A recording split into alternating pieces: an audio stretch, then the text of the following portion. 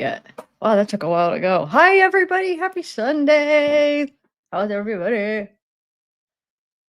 I always forget last minute. I'm like, oh, I gotta get my chapstick on.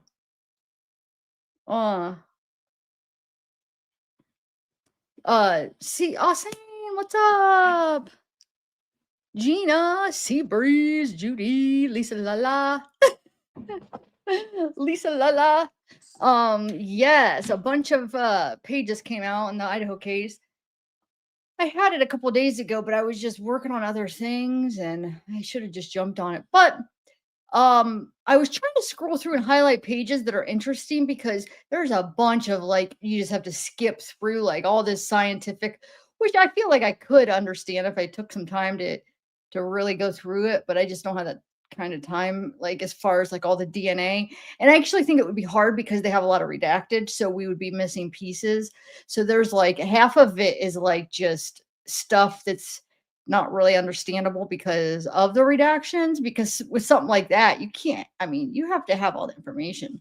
Anyway, but there's other stuff. There's a lot of other stuff in there. So we're definitely not going to get through it all today, or I mean, it's probably going to take that would probably take like quite a few lives to get through it all, but I'm going to try. I've been taking notes on like not even on it. All I've been doing is just kind of like skimming through it to see which stuff is worth going over. So I'd like write down page numbers of the stuff that's like worth. I got 5 pages, 4 pages. So, and that's not even all. I didn't even make it through all of it. But like I said, I didn't really read through it necessarily. I just kind of, highlighted and seen what it was and skimmed through it so fast. So we'll start. Let's do it. We'll just start her up. They finally gave us a picture of the sheath though, and they got like all the evidence pictures, like hats, gloves, coats, fingernail clippings, which that's kind of interesting with all the blood in them. The sheath, I don't know. We'll go through it. How many guys have you guys already seen all the stuff in it? Or put a 1 if you've seen like a lot of the pictures and stuff, and put a 2 if you haven't been through any of it. I've had so much coffee today. I'm gonna really miss drinking my coffee. I was gonna get a decaf, but I just got one of these. I don't have my favorite flavors. I have like a half a cup of cold coffee, but I probably won't be on too long. I know I say that last time I was 6 hours.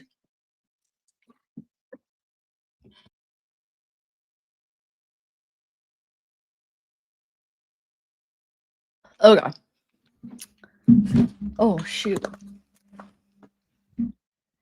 Well, all right. Let's see what page I'm going to start out. 17. Okay.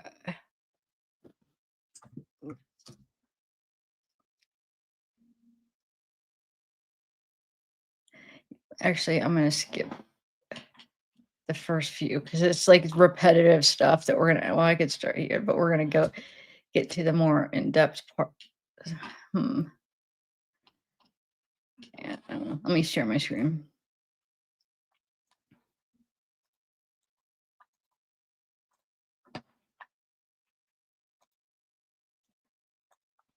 Okay.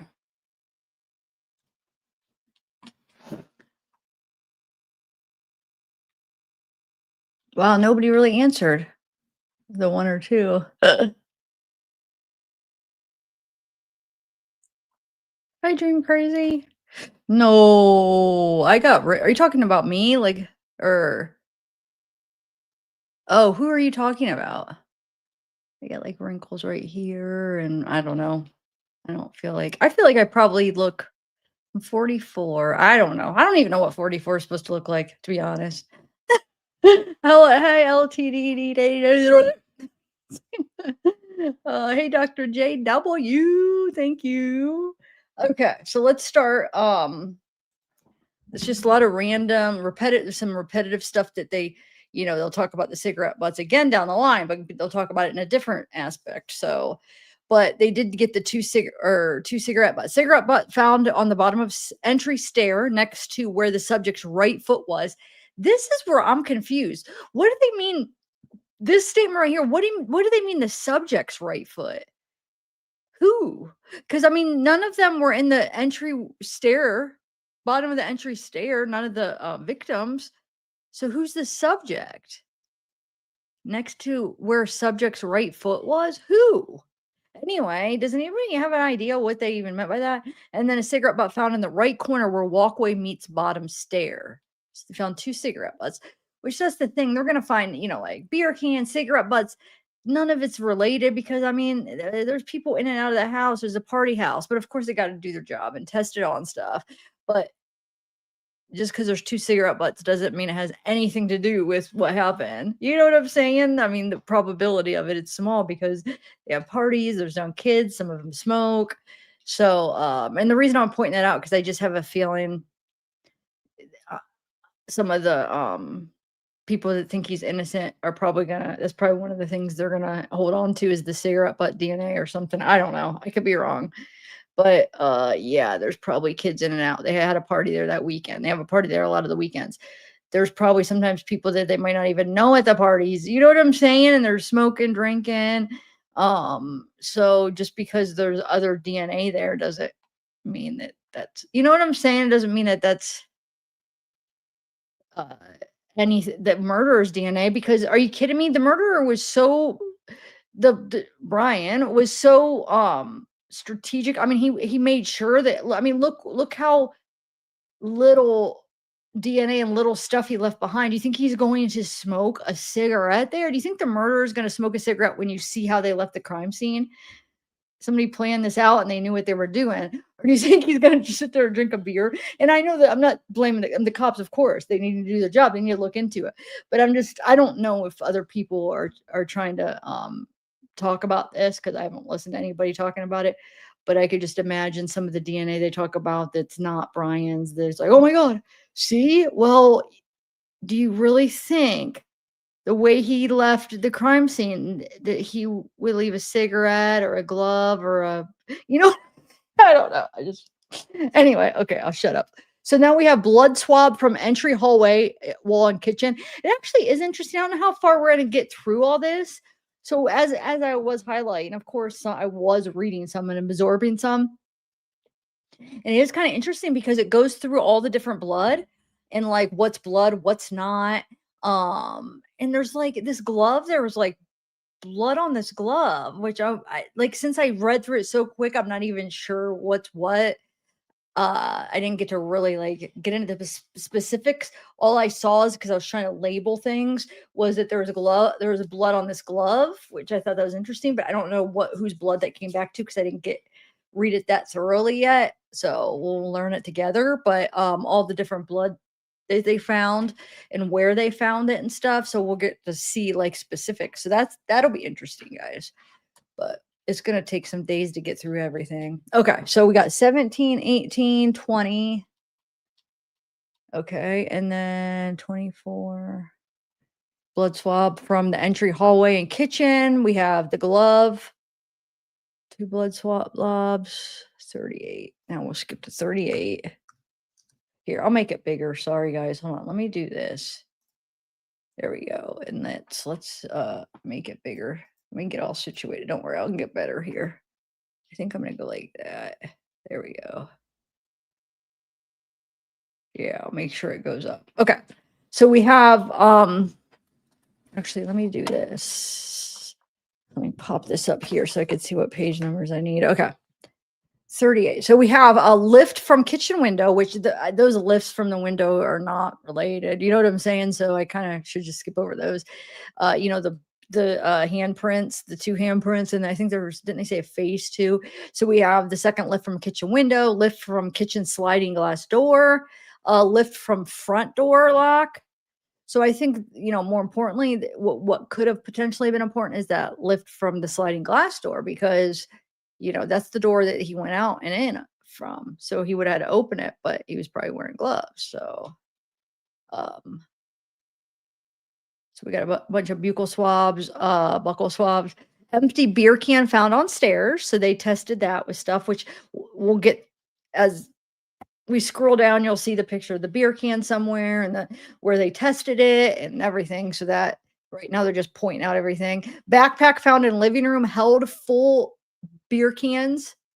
Please also test for DNA. Empty beer can found on vanity. Second empty beer can found on vanity, but fan. um, we have blood swab from north stairwell already tested positive for blood. Which that's that north wall, like, when you go up from the first to the second floor, remember how there was blood on that wall, and then there was blood on the half wall? Blood swab from half wall already tested positive for blood. Blood swab from second floor study table already tested positive for blood. Now, I don't know if they mean study table, or are they talking about the beer pong table, or another table in the living room? Because that'd be interesting, because we know there was blood on the beer pong table. I don't know what they call that. Do they call that a stair? I don't know, but let's see. Second floor outside of the bedroom doorway already tested positive for blood. That's Xana's door. Blood swab from smear on living room table already tested positive for blood. So there's two different tables. So because we got a study table that there was blood on and a living room table. So so there's obviously two different tables. I don't know which one they're referring to as the beer pong table. Blood swab from, and maybe we'll get the answer as we go through this. Maybe they'll break it down. So, blood swab from the edge of the third floor door already tested positive for blood, which we did know some of this stuff from, reading the documents. But you remember some of the spots we weren't sure exactly where some of the stuff, like the third floor. So hopefully, since they do get specific, it'll actually narrow it down where exactly it was on the banister. Um,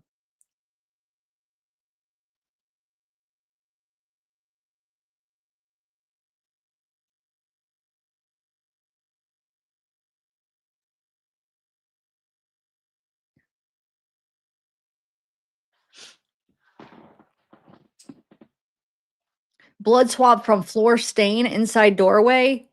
Bedroom marker R already tested positive for blood.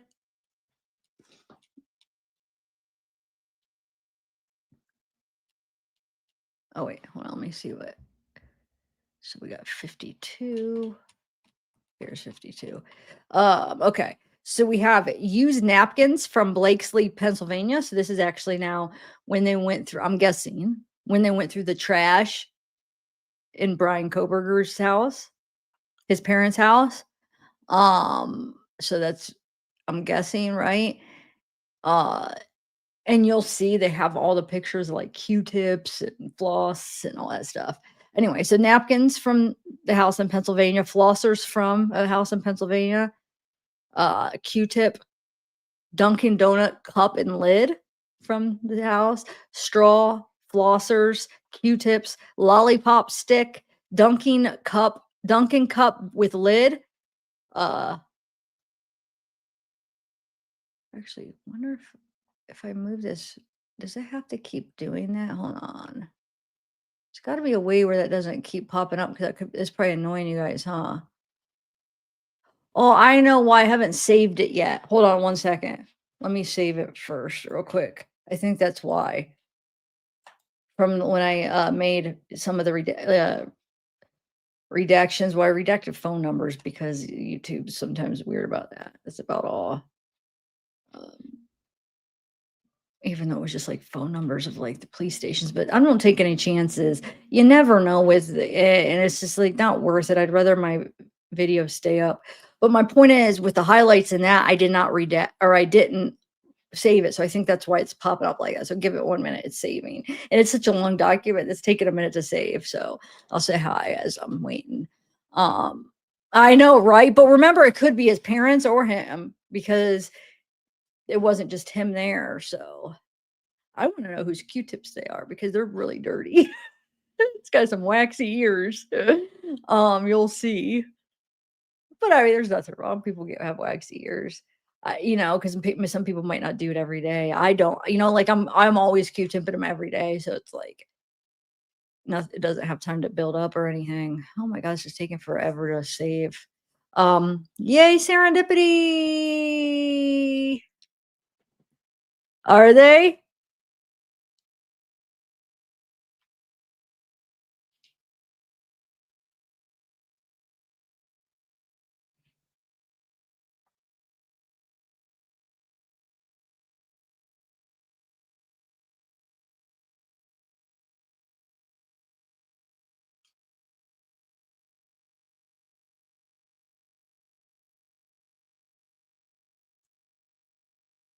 Wait, serendipity, I forget, did you ever come up on panel with me? Man, it's taking forever to save. Sorry, guys. You said for a panel. I can't remember. I know during Kylie Rodney, like I had so many people come up, so I can't remember everybody that came up. Um,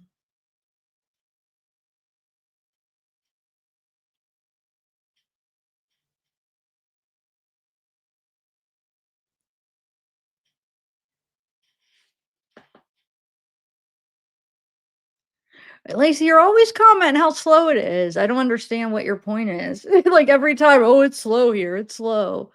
It's fine. If you've been following me for 6 years, I go up and down. I have slow times, and I hit a case where I go up. I've had slower times in the years ago, so it's not that weird. I just feel like you're trying to, I don't know. It's every time. It's like you're trying to make me feel bad or something, but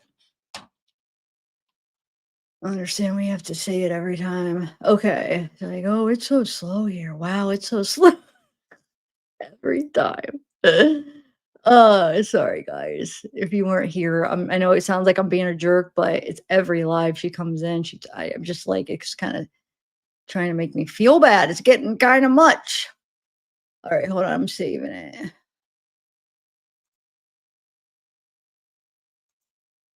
Okay, finally saved. It took forever. All right, so let's do this. Um,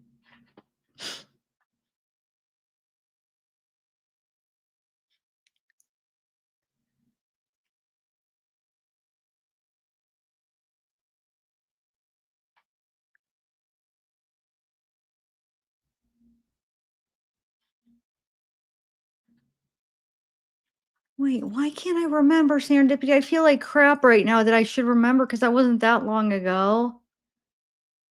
Oh, before the first trial, then it was a long time ago. Okay. It's still doing that. So I guess it didn't matter if I saved it. I'm trying to think if I put it on it. Hold on.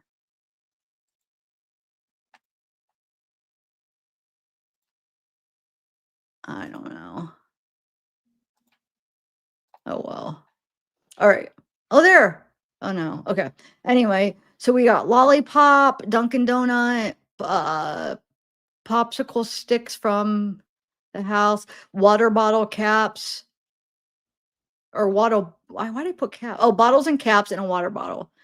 Okay, so 53. So now we have to go to 226 because of the rest. I'm telling you, it's a lot of like stuff that's just would be not good to go over because it's too like for a live. It's like I'd have to learn everything and then break it down a different way on some of the DNA. But like I said, since they redact some of the stuff, does anybody know how I could get that to stop doing that? Because I swear, all I've done documents how many times and it's never done it this like this. I don't understand what is going on. What do I have? Is it this? What do I have different on here of why like when I hit it, it comes up like that? It's never done that before.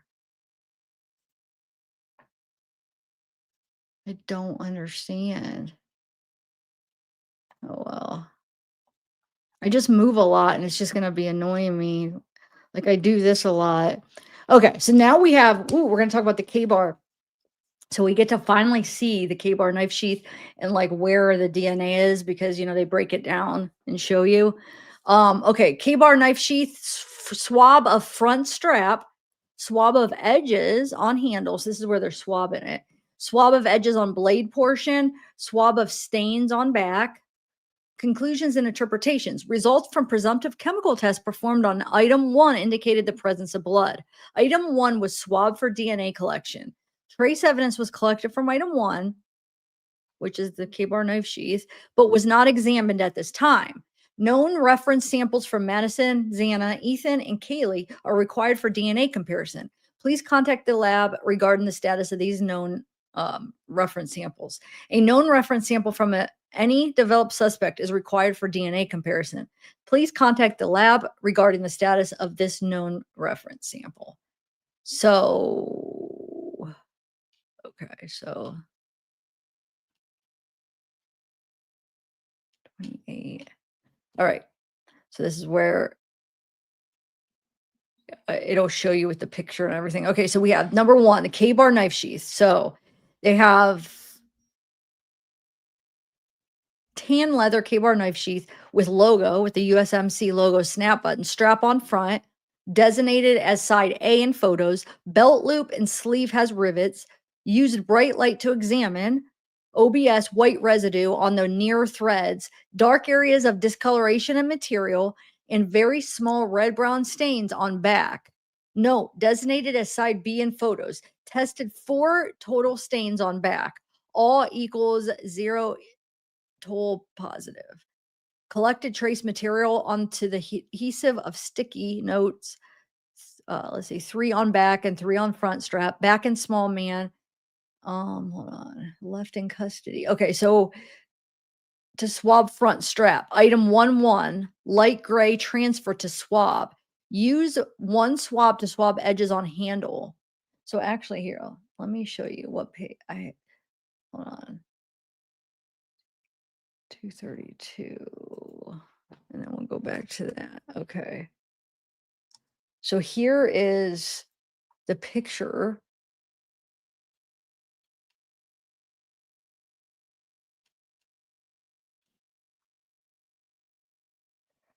Wait, why did I put 232? Hold on a second. Because I have them all labeled for each, but why do I have 232 for the one? Oh, I have all of them because of all the pictures. Okay. So, and then here, I'll show you. Okay. I was just confused for a minute. Okay. So we have, dude, why didn't that label? I had these all labeled earlier. 1.1, I had it like so where you go back and you see what 1.1 is the swab of front strap. Huh. Okay, swab of front straps. They took a swab of this. And then they took a swab edge only right here. So they swabbed the edge of this. See how they have it marked in pink? So they swabbed this. What, that's 1.3. And then they swabbed this blue is the edges only. So they just swabbed edges of this. So they probably know what, what's more likely of can't swab the whole thing, I guess, and what's more likely of getting DNA on it. And then why didn't mine show up? I'm really mad. Did any of mine? The heck? I took so much time to do that. Like I had like the 1.1 and then I had how it described it and then it showed it right here. I don't know why I had it. Anyway, I'm not gonna, didn't show up. So all that was a waste. Hopefully some of them showed up. Anyway, so we have area swabbed 1.4, individual stains swabbed. So right here in this area, they swabbed some individual stains and like they show you which ones. Look right here, right here. Or I guess they didn't point to that. Right here, right here, right here. So they swabbed. It's probably like blood and stuff that they were swabbing to see if the killer got blood, any of his blood or DNA on there. And then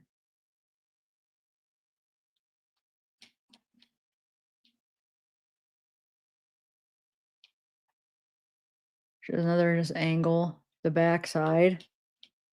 And then trace material collected right here. See under the strap. Can you guys, is that, oh wait, I'll put it back to this. Sorry. That's how it shows it bigger. So you got trace material right there. And then you got right here. So this is trace material, item 1. Right here, they got some. And then trace material here, here.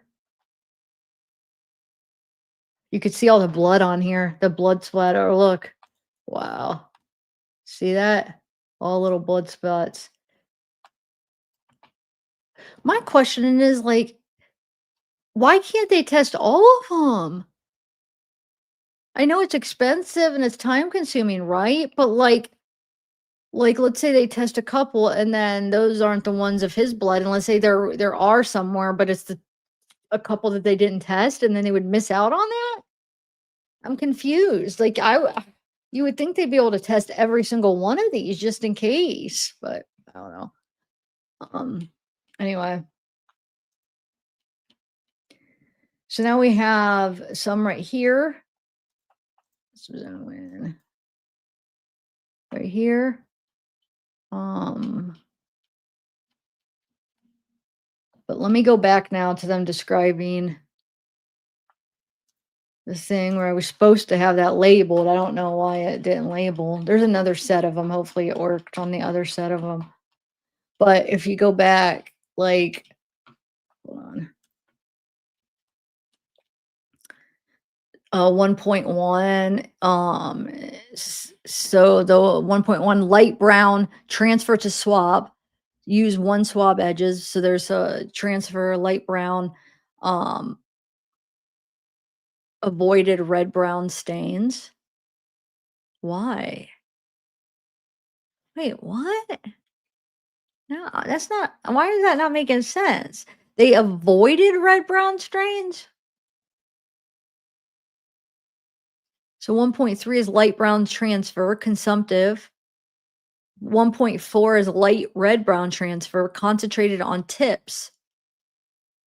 No, all stains collective. Oh, it says all stains collected. So were they all?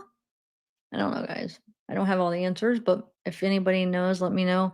And it tested positive for blood. So then 1.1, the whole swab cut to DNA, remaining swab stick back in man. 1.2, remaining, okay, hold on. 1.4 swabs of stains on back, so hold on. 1.1, it says, where's, oh, light gray transfer to swab, swab to front strap, okay. And then the 1.2 and 1.3 like the like red or light brown. 1.2, 1.1, yeah, I don't know. Anyway, there it is though, guys. And where did they get his DNA? In the button, right? In the strap or the button area where he would shut the button, right? Somewhere around here, isn't it? I don't know if it's on the outside or the inside, but I'm sure they'll answer. I forget how it described it in the past. Anyway.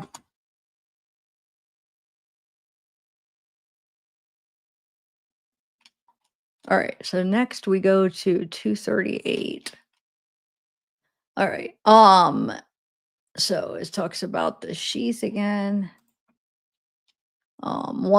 Item one was processed for latent prints. Item one, no latent prints were observed or developed. Unfortunately, item one will be returned to the submitting agency. So that item one is the knife sheath. And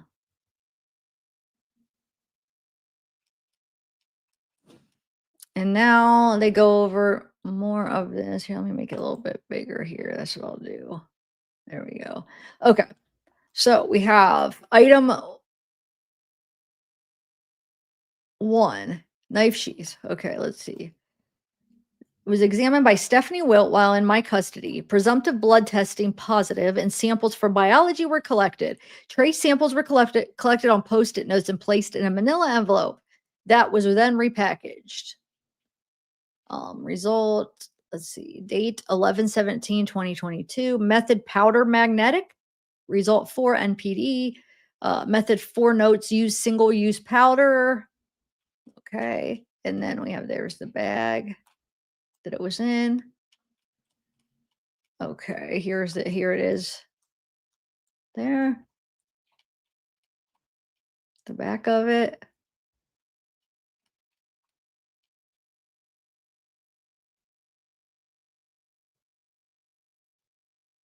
$245. Let me zoom back out because now we're okay. So now we are looking at other stuffs here. So we have submitted swab from F2 bedroom floor. So that's Xana's floor. Submitted swab and debris from F3 bedroom floor, so Maddie's floor.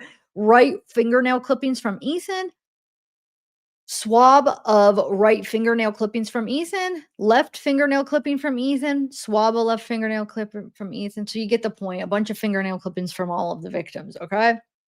Results from presumptive chemicals tests performed on items 3, 6, 7, 9, 10, 12, 13, 15, 16, and the swab from item 4 indicated the presence of blood. So I'm going to look these up. I have an idea I just came with before I went live. I have this document up on another page here. So I'm going to search for different terms. So like, okay, items 6-1, 7-1, 13-1, 15-1, and 16-1 in the swab from 4 and the portion from 3, 9, 10, and 12 were forwarded for DNA analysis. Results will follow in a separate report. All remaining items and the empty packaging for items have been returned. Okay. So when they give the results, I'll look up these items because right now it'll be pointless until the pages where they give the results. And then we can see what they're talking about for each thing, right?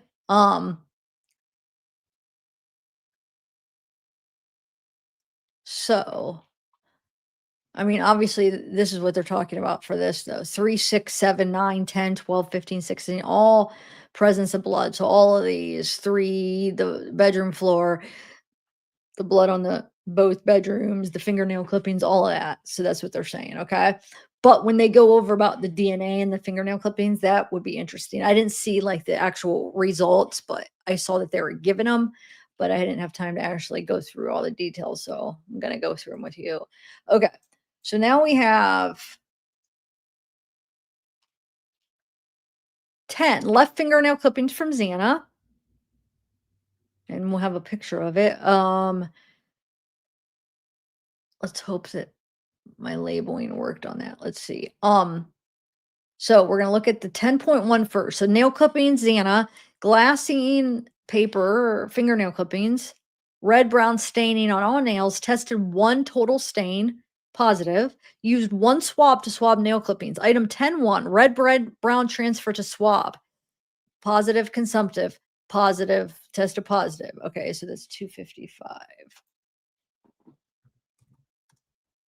Oh, let me zoom out. So this is Xana's fingernails, and it is left fingernail clippings from Xana. I guess I didn't put the test deposit. Well, obviously it tested positive for blood. This is areas swabbed. So they swabbed. See how they did that? They just swabbed the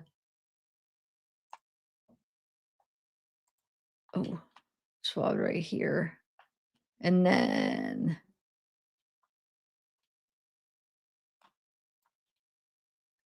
yeah, that's about it for that real quick. Let me go back up to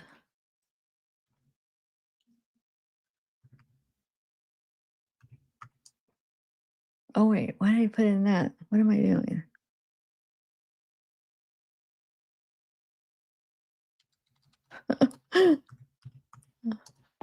Okay. And then 10.1, so that's what we were looking at, the swab of left fingernails of Xana. Now we have,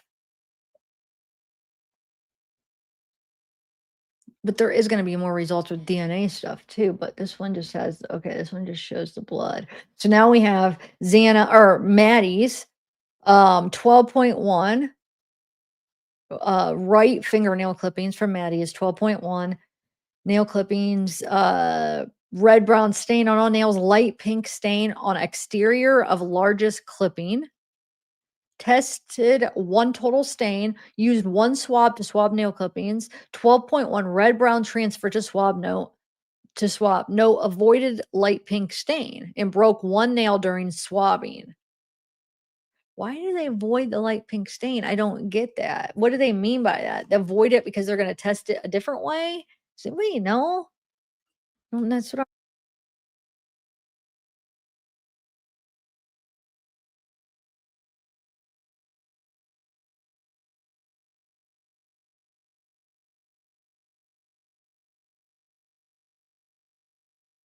Wait, where are you seeing unknown mail? Did we already go over that? Did I miss that? I don't feel like I saw that yet. Anyway, so let's see. Maddie's. Wait, where are we at? Did I miss that though, guys? Oh, maybe it is nail polish. You're right. All right, 256. So this will be Xana's, or this will be Maddie's right fingernail. Right fingernails.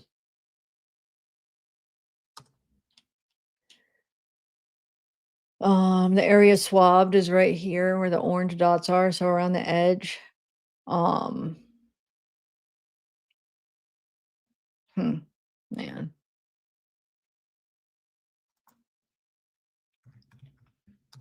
Okay, so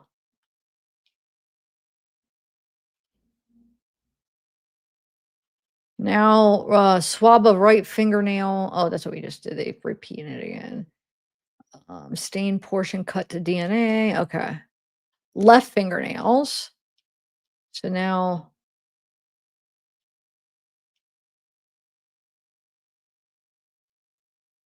left fingernails, 13-1. Light red brown transfer to swab. Broke 2 nails during swab in the left fingernails.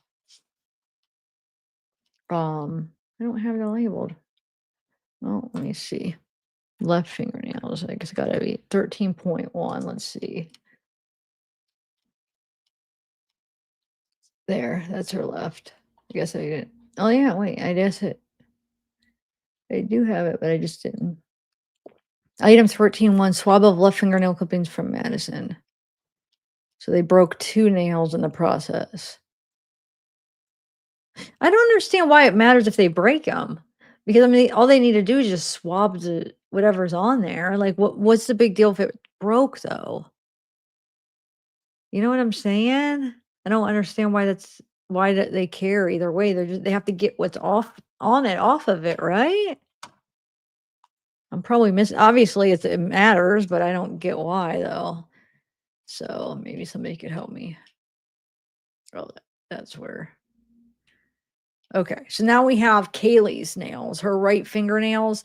So, red brown stain on all nails, and orange stain on interior of largest clipping. Used 1 swab to swab nail clippings. 15.1 light red brown transfer to swab. Broke 2 nails during swabbing and some stains remaining. And it was positive. 258. So this is, wow. Yeah, there's that orange they're talking about. So I wonder, like, if they mean like that's something else. Like it's not blood, like I guess nail polish, but it's on the inside. I think Maddie's was on the outside. This one they said inside.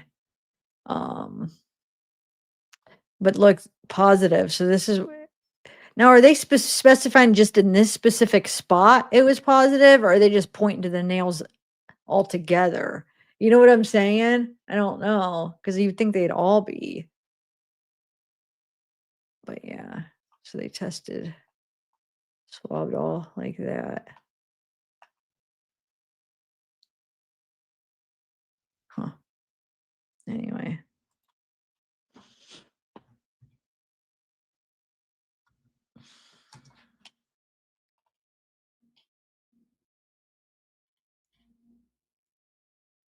Then we have the left fingernails of Kaylee.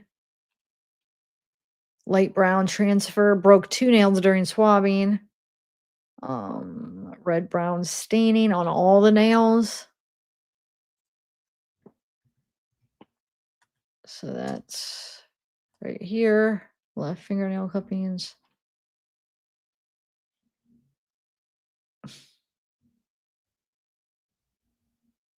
Hmm.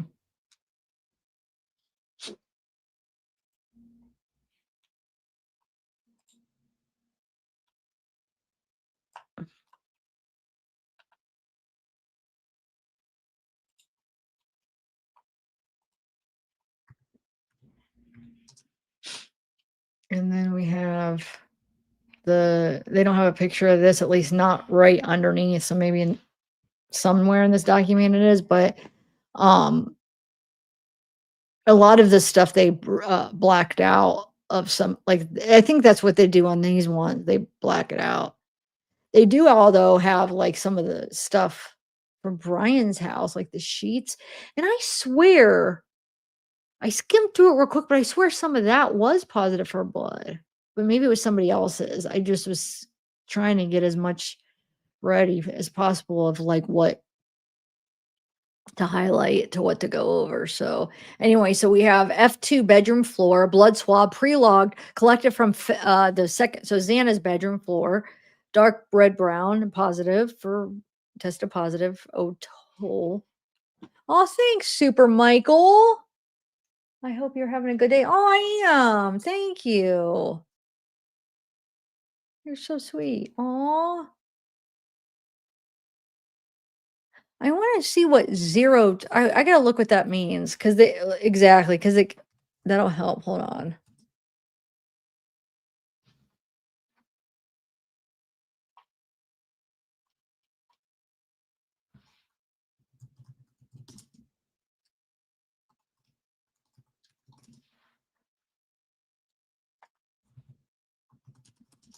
Google it. Presumptive, a positive test. So that right here, I was looking what this stands for. OTOL. Um, am I still here? Shoot, this paper's getting in my way. Where? Yeah. Okay. But thank you, Super Michael Michelle. Super Michelle DJ. Oh my God. I said Super Michael Michelle, Super Michelle DJ. Anyway, it's orthotolidine test for presumptive. Positive test shows green or blue color. The reaction should be read within 10 seconds. It's a sensitive test detecting blood, a high dilution. Can be used to help to identify a blood stain. Reaction iron containing hemoglobin has peroxidase activity, which releases oxygen from peroxide, which in turn oxidizes the orthotolidine. Orthotolidine may be incorporated into the reagent strip. So yeah, that's what I saw. I just didn't know what the actual OT, but okay, OTOL. All right. So, what page am I on? 249. Ethan. So now we have Ethan's right fingernails, which we have fingernail clippings, clipping debris, red brown staining on nails.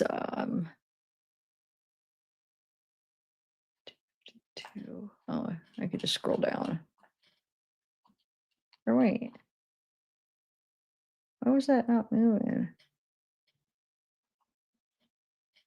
I just write it. That was weird. Or was that? It didn't look like the numbers were moving. So there's Ethan's.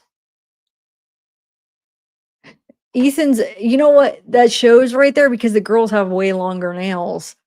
I'm guessing because the girls there was more blood and there was more, because there was more surface area. So Ethan's are so small and it doesn't look like there's a lot to get because he probably, guys have shorter nails. It's just my guess. I don't know. But that's Ethan. So they tested right here. Huh. All right. And then 7. Okay. So his was positive. 7 is left fingernail clippings from Ethan. Tested positive. OBS red brown staining on 3 clippings. Used 1 swab. Red brown transfer.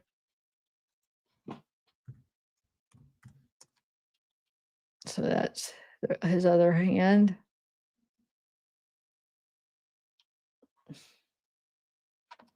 It's just okay. Now we have Xana right fingernail clippings. Wait, didn't we just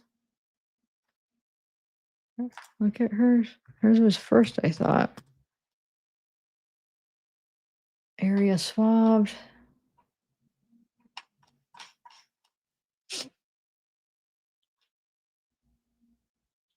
Okay.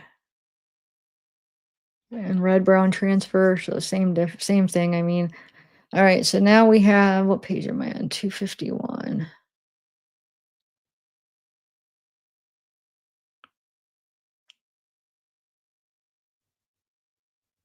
Oh, so we'll just scroll past all these again.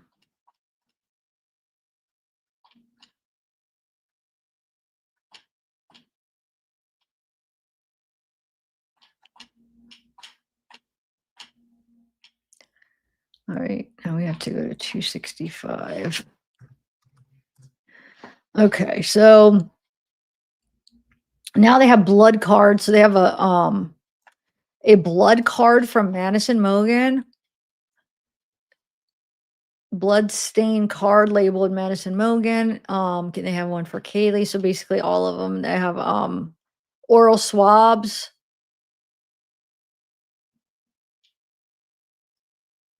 from, oh, this one's redacted. So obviously it's not one of the victims, it's somebody else.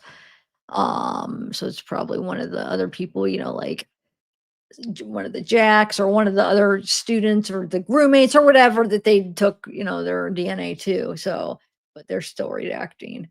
The buccal swabs. They have a rough DNA sample from a redacted person.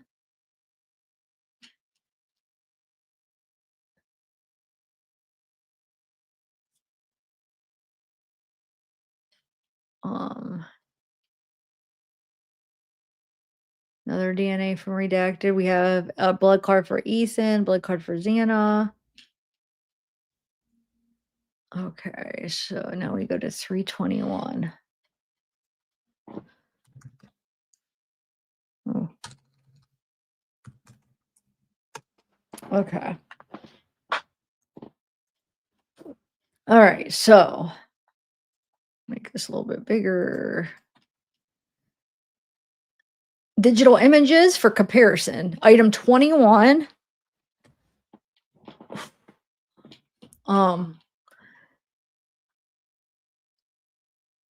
Item 25, 4 exemplars bearing the name Ethan. Item 26 is Xana. Item 27, Maddie. Item 28, Kaylee.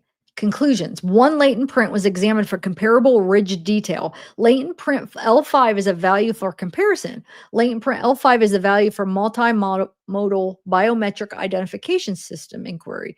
Latent prints of value were analyzed and compared to the known exemplars bearing the names Madison and Kaylee, Xana, and Ethan. So they compared basically the latent prints to all the victims to see if it was them, right?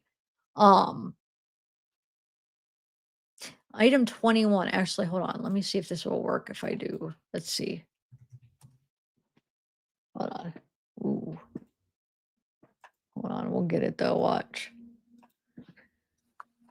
what 21 is. Oh, I guess it's just showing latent prints. Okay, I'm just going to see if it narrows it down to what. I mean, sure it'll come up, but so we know exactly what we're talking about as we go.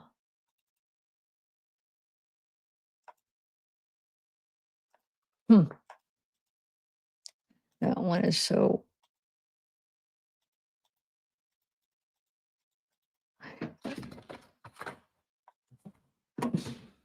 Hold on. I put item, that'll narrow it down. This one just, oh my God, stick. I want to see if it tells me where it's at. Item 21. Oh, it's bringing me back onto that. I guess it's a blood swab. Well, this one shows a item 21 blood swab pre-logged. Submitted from above stairwell. No, there has to be different. I don't know. Well, let's see here. I was hoping that it would help, but there's probably more than one item because hopefully it'll tell us here. The table above indicates the comparison is inconclusive to the available exemplars. The inconclusive result is due to lack of quantity, quality, and detail in the known exemplars. Excluded in the above indicates that the latent print is excluded to the exemplars used. No fingerprints were found to be on file for in order to complete the so, okay, I see what they're saying. There was prints. I don't know. Tell me if I'm understanding this right, of how you guys may understand it.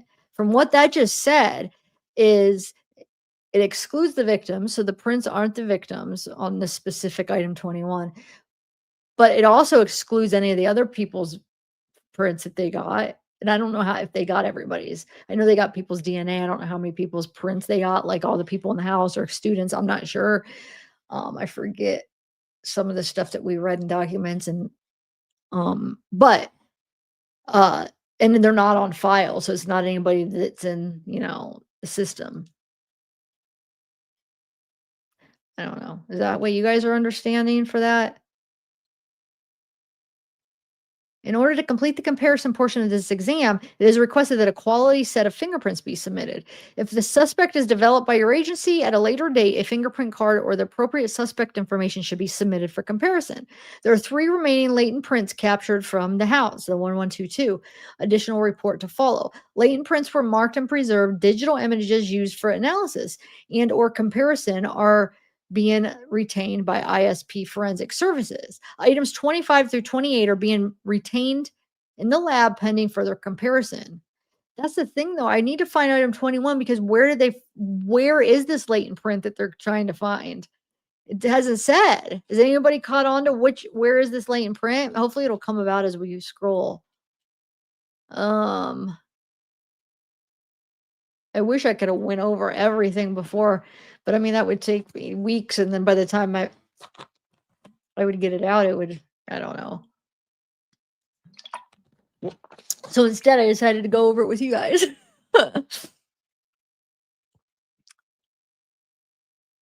Yeah, Carm, there it was. And I skimmed through it. I'm pretty sure there was a picture of, I'm pretty sure it was Brian's because I went through all this fast. But there was blood found on the bed. There was blood found on the sheet or whatever or something. There was blood found on the glove. So somebody's glove and somebody's sheet, and it wasn't the victim's sheet. I think it was, I don't know. But yeah, that's what I think I saw too. But I went through it so quick that I don't want to say for sure that's what I seen. So wait till we get to it. But I'm pretty sure that's what it was from skimming through this stuff. Um, and I was like kind of like, huh, but I'm like, okay, I don't have time to really get into it, but I'll wait, and when we go through it on live, we'll see what the heck that's all about. All right, so where are we at? So it's this latent print though, I don't know where it's at. I'm curious about where this item 21 latent print. Where did they lift it from? Did I miss it? I don't think. Let's see. So it's latent print 5. So they're saying all them. Oh, inconclusive. So Xana and Ethan are inconclusive. It could be Xana and Ethan. Some reason I can't tell, right? Isn't that what and that means? Wait. Yeah, inconclusive. But Kaylee and Madison are excluded. Okay, so never mind. It could still be Xana or Ethan. All right, so 322. I still want to know where they got that print though. Hopefully it'll come up. All right. Oh, why'd they avoid the red spot lotus? Hold on, let me see what you said.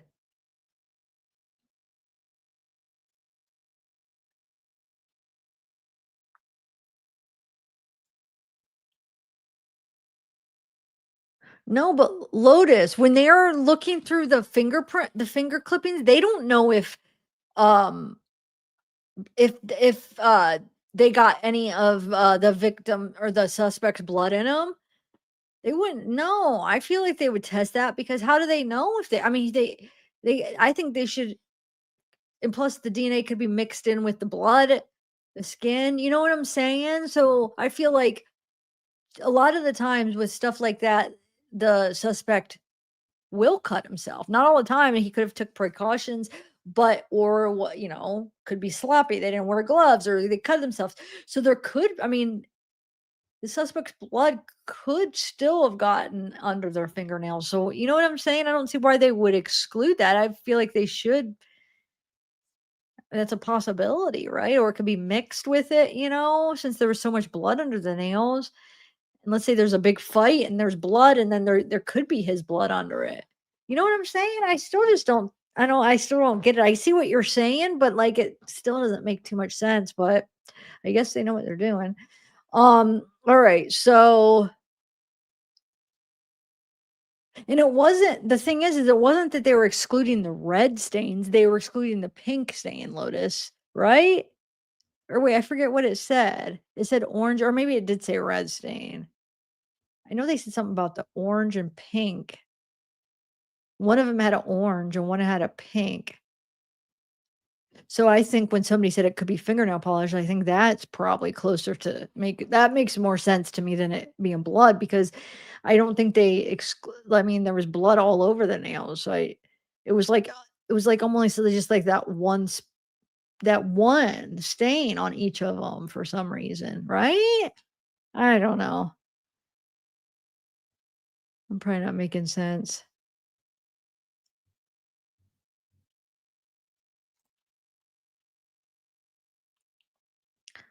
Um,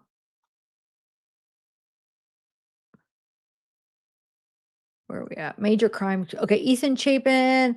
We have the 4 exemplars bearing. So they're prints here, right? But L5. So there's the latent lift finger. No medium, higher areas of pressure.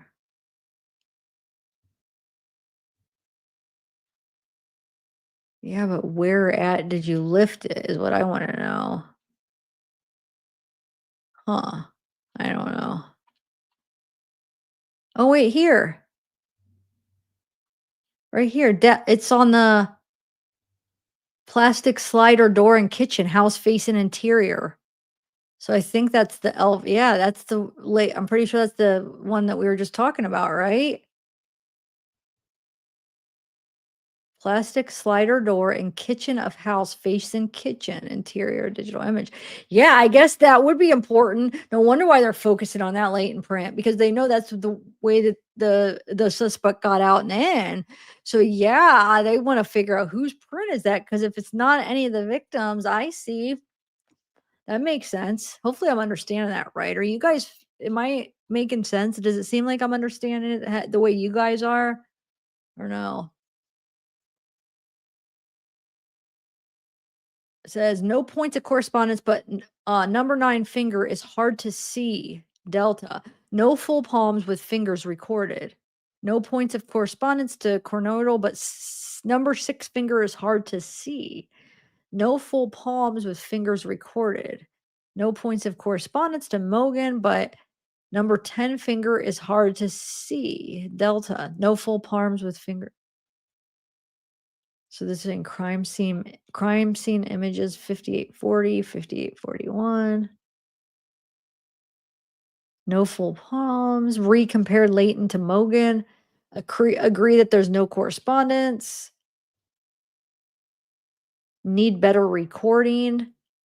This delta side are not area not clear. Well, I mean, are they saying that like they didn't get clear fingerprints off of them because the picture and it's not clear? Why wouldn't they make sure that they get that, get everything they need first? I think area above delta is different enough on Mogan, number 10 to exclude. That's what this is saying. That's not what I'm saying. I'm saying I was just reading that. Sorry guys, hopefully. Okay, so Madison, name on card if different. Okay, so what do we have? Santa, so what are they doing here? Type of card, major case, quality of exemplar, medium or high. Talking about fingerprints, right? Recorded date 11/17/22. Recorded agency Spokane County Sheriff's Office. Obtained from agency exemplar notes, finger rules, palms and feet. Xana, medium high for quality. Recorded by S. Mickey and L. Estridge. Recorded date 11/16. by Spokane. Finger rolls, palms, and feet. Ethan is high. Quality of exemplar is high for Ethan. Finger and palm. Kaylee is medium and high. Wait, when did they 11:16 they recorded Ethan's. 11:17 they recorded Kaylee's. Finger roll, palm, and feet. Leighton L5, that's that same one. It's all patterns searched. Finger review, verify, rolled, slapped, rolled and slapped. Search did not return. They launched a remote search, did not return. Second launched, they did not return. Also launched 2 separate remote LI searches. With only record designation 1 and only record designation 2. Each individual search returned candidate lists, both lists verified. When compiling the MBIS documents, realized the 2 remote search lists that appeared to be FBI numbers, indicating that those searches went to FBI rather than Cal DOJ. Launched another remote. This search did not return in a timely manner. Contacted NEC, who retried the search. No remote LI. Returned for this latent entry. Killed all unreturned remote LI searches for L5 and launched a remote LI using L5. See entry below. Launched LLI in order to search against registered latents. The first candidate on the list is L5 of this case. No hit on all other candidates. No hit. Latent print analysis notes. Latent number L5. So this is that latent that's from the inside the door, or that sliding door somewhere, I don't know exactly, but somewhere on the, where they have to open it, it sounds like, to open the door. On the on plastic. I remember plastic. How did they describe it? But where they open the door, the sliding door. So requested 30 candidates for Idaho. When an FBI searched returned 20 candidates. 11:25 due to issues with L5 not returning the remote LI. They launched a L5 remote candidate list verified on 11:25. 11:28 launched an LLI in order to search against registered latents. Okay. Here's another one. Another latent is L3 is a possible fabric impression, and L4 is a possible shoe impression, not analyzed. Ran on 11:22, ran 3 search on redacted, no records found. This is the first report. The report for L1, L2, and L6 will follow. Those are all latent prints, different latent prints, right? So you got a shoe print, you got the L5, which is an important one. And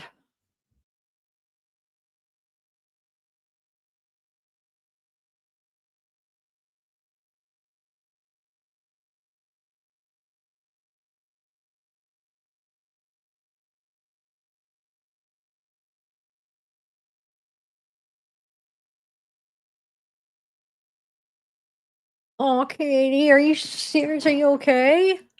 Why are you panicking today? Was there anything? I know it usually doesn't have to be any reason.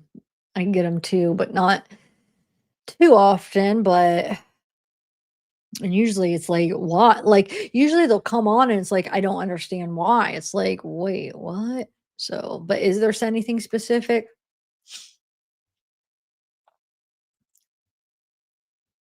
Okay, 327 L5. Here's that L5. So we got Xana's inconclusive, Ethan's inconclusive. They excluded Maddie and they excluded Kaylee.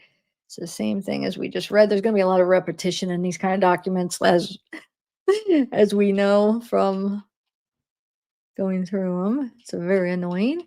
So now here's the thing. Like, all these prints, they look like this, or some of them look a little bit different. Are they just all covered up? I'm so confused. I want to show you these ones, not these ones. There's the other ones. I can't tell. Is there a print on there that just doesn't take a picture good, or are they actually really covering it up? I don't understand. Is that a print?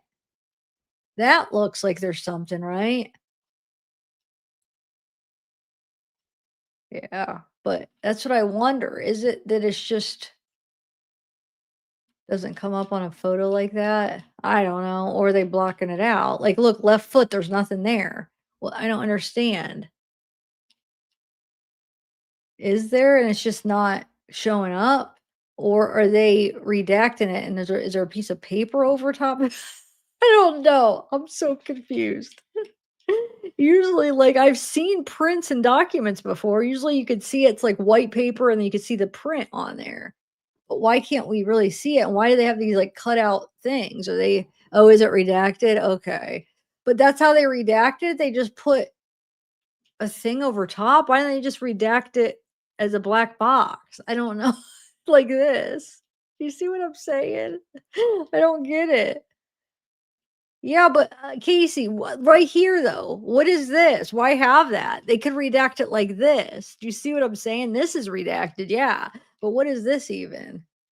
Like that, it doesn't make sense to me. Like right foot, why do you have that? Like I understand this is redacted. That would be the best, easiest way to do it. Like, look, thumb, index, and then almost like you could almost see something sometimes that I almost think that it's I don't know. Oh well. I'm gonna skip through it because there's not anything we could really make out. Okay, so 360. So let's skip to 597. All right, so we have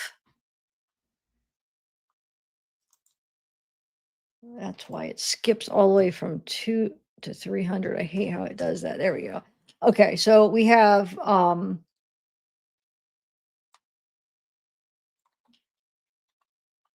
23 item 23 submitted swab from above stairwell. We have submitted swab from upper floor banister, swab from outside a kitchen window, swab of a face mark, swab of hand mark, swab of the finger mark, swab of a stain on the bottom of handrail, swab of stain on half wall, swab of stain on edge of half wall,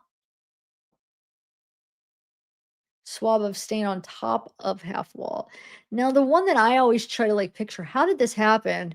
Is the one right here because I've read it in other documents too. Is this right? Where is it? Hold on. Stain on bottom of handrail. So there's stain on the bottom of the handrail going from the second to third floor. Okay.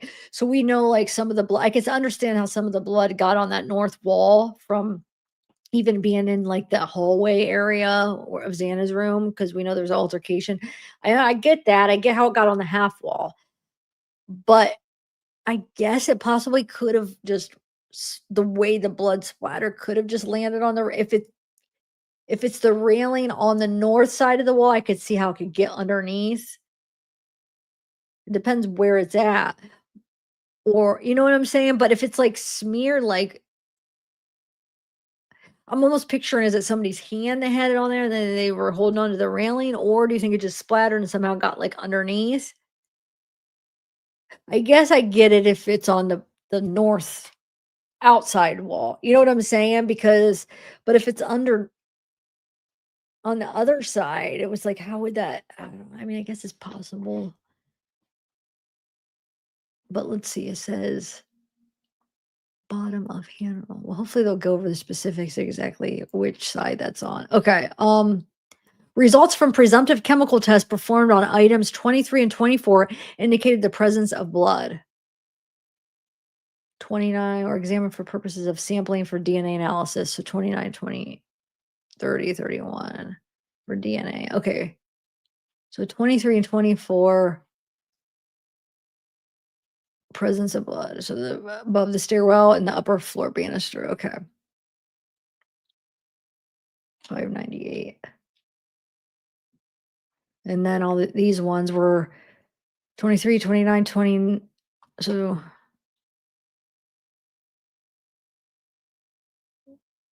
face mark, hand mark, finger mark, all those.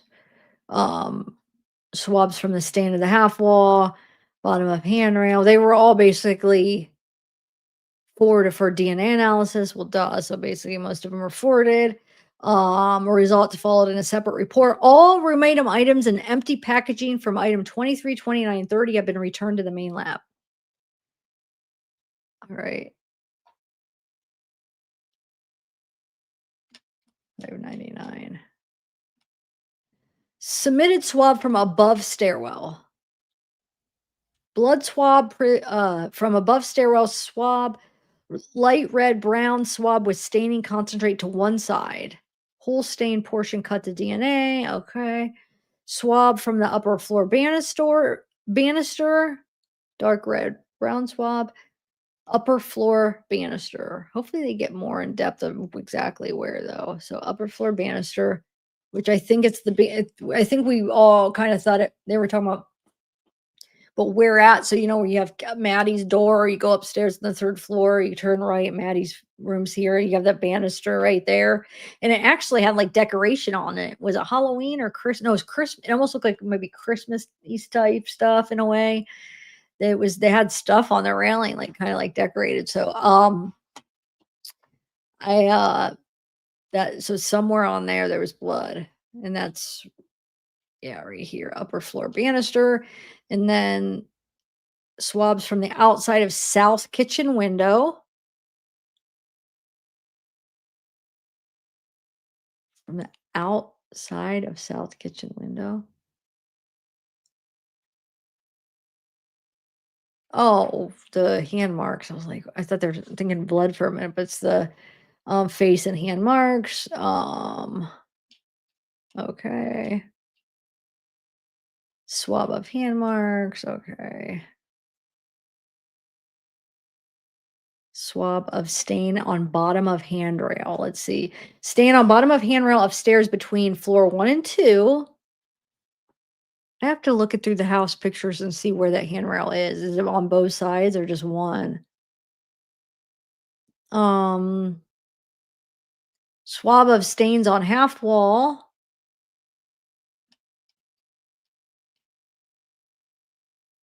I mean, the one, no reaction for,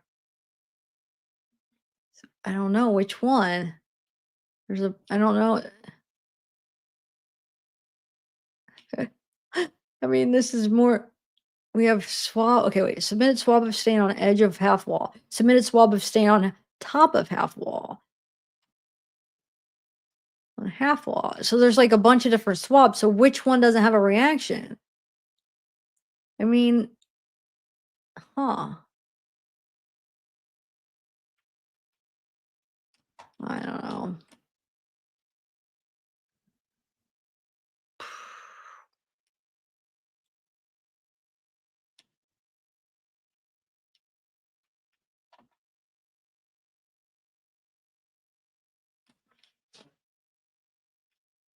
Okay, so now we have the K-bar knife sheath, swabs of inside surface of blade portion, swabs from 1127 King Road, apartment 1. Which house is that? 1127 King Road. Is that Showwaters or the X? Does anybody know offhand? I don't know. I know they both live close. I'm thinking it's Jack, the ex, because I think he lived on the same road, right? Does anybody know offhand? Because that'll be important because they're going to redact the name. But if we know item 37, we'll know that that's from his house. Okay. So we have submitted. So from that house, we have swab from south entry hall, swab from the west kitchen wall. These have to be from that house because look, 37, 37, 1, 37, 2. It's got to be 38. I don't know though. Agency item 264 from scene. Got black polar penguin glove. Swab of stain on palm under pointer finger. So maybe this was, remember I said there was like blood on a glove, but I didn't know whose because I was going through everything so quick.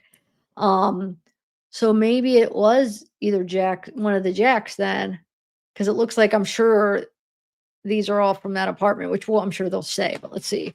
Black polar penguin glove. Swab of stain on palm under pointer finger, swab of stain on palm under pinky finger, swab of stain on ring finger, swab of inside black polar penguin glove, oral swabs, DNA swabs, oral swabs. Okay.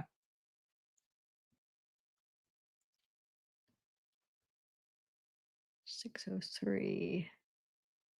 Okay. So then we have results from presumptive chemical tests performed on 38, 39, and 40 presence of blood. So let's see. Agency 264 from scene, 261 from scene, and black polar penguin glove. They tested positive for blood. Items 1 and 40 were swabbed for DNA collection. 37, 37, 2, 30, blah, blah, blah, were examined only for the purpose of sampling for DNA analysis. Okay. All these were forwarded to DNA. We'll follow a separate report. Okay. K-bar knife sheath. So, they'll get back to all that stuff. Believe me, you'll be burnt out for each thing. So don't worry if you're like, well, wait, what happened with that? There'll be more of it. Trust me. It's just kind of like everything is just kind of all over the place. So they kind of circle back around and over and over. It's exhausting. Okay, so item knife sheath. 11 knife sheath, leather sheath. Let's see. Item 1.5. So that's 611, which I'll go to it since I have it labeled. So this is the sheath. It's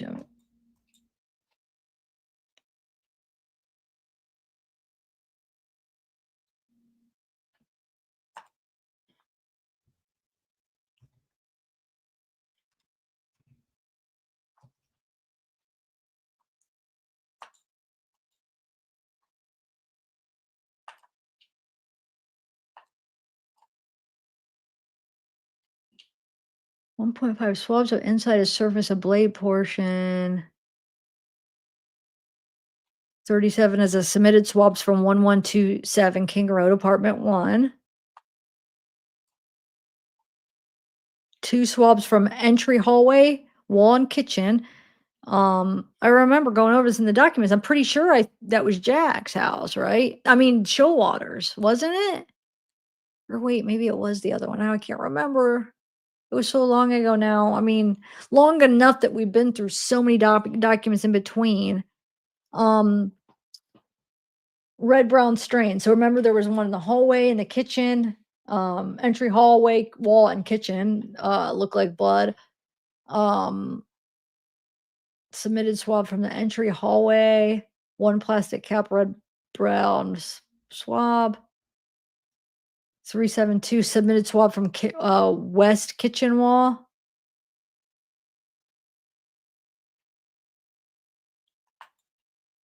Swabs agency 264. All right, let's see. 261 blood swab. Black polar penguin glove. All right, now let's see if the black polar penguin glove, right hand glove, additionally labeled majestic, brown and logo on the top side, black knit fabric on the top side, textured rubber palm. Okay, we don't have to read it. So there was light red brown stains overall. Tested 17 total stains, 8 on top side, 6 on fingers, and 1 on cutoff. Or 1 on cuff, sorry. All positive. Cuff stain appears consumptive, 1-inch logo. Whose gloves are these? Jack's? Showalter? Or does anybody know? Help me out. I guess let me look up the hold on. 1127. Hold on, let me see something. I forget what,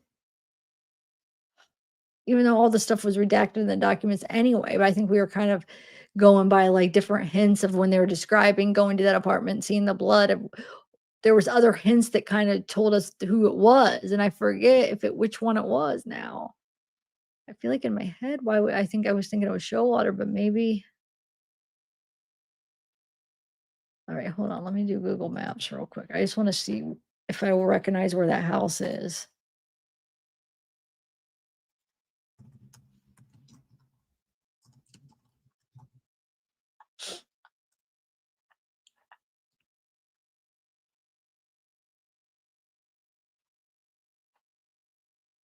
'Cause remember, the cop went and talked to his roommates, so we got a good look at the house.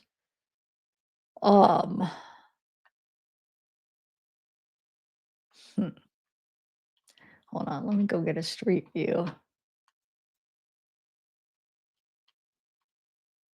Let me see it better. Hmm, man, it looks a lot older I don't know, it kinda looks like that house where he went and talked to those kids, but it looks like a lot older, look. It looks the same, but it looks like this is, like, run down real old, doesn't it?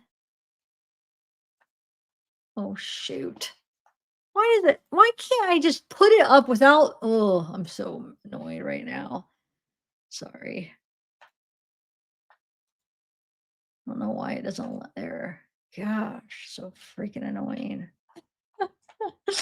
I'm grumpy. Okay, let's see here. Hold on, I'll bring it back over. Come on. I am a grumposaurus right now. Okay. What do you guys think? That does look like the same one where on the remember the body cam? You guys watched it where he brought over Jack's Jack's 2 roommates. It looks like the same setup, but it also looks a lot older. Like it almost looks run down, like it's not the same place. I don't know, but it's right here on the corner, which I'm pretty sure because remember when we seen him walking up the hill, they were like walking and Jack walked past him. I think it is. I think it's Jack's house. The ex, because where did Showwater live? Didn't he live that way? I don't even know. Is anybody answering? Nobody's answering me. I guess nobody knows. Anyway, it's kind of important though because I want to know like whose gloves those are. I don't know. All right. I could go ooh, hold on. I know what I could do. I could go to my short. I did a short, I think, where didn't I? Where he with the inner ooh, let me see. Because I know I could go to the long body cams, but it would just I feel like to go through and find that part, but I might have done a short. Hold on. No, shoot, I didn't. Um, hold on, let me see. It's just gonna be driving me nuts. I know what I could do. Yeah, I'm just gonna look. I'm just gonna look There at for me. so I know for sure.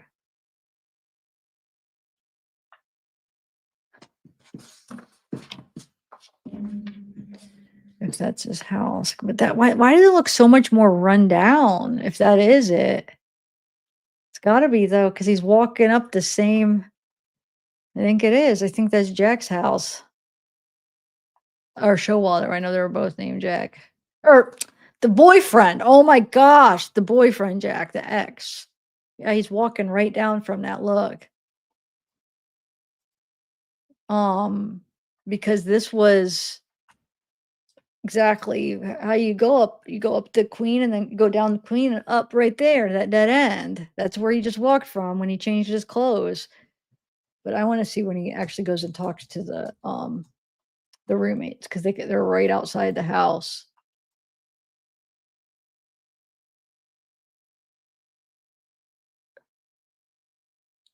When does he go?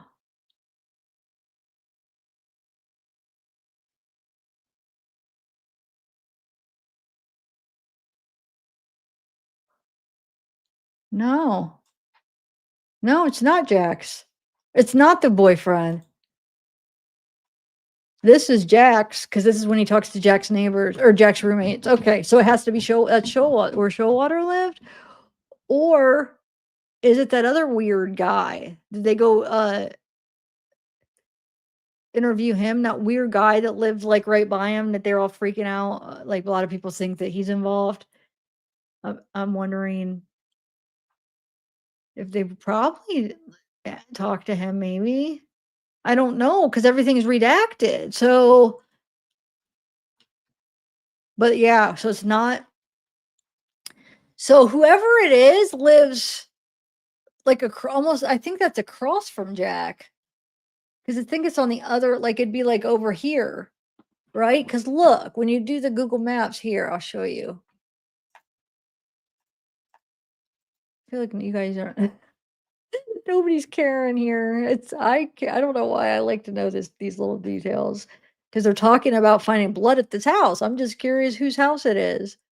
Um, I feel like when I read it on the documents before, I was picturing that it was Showalter's house, but I'm not sure actually. Because look, watch. I mean, weren't they not just walking up here, right here? Or wait.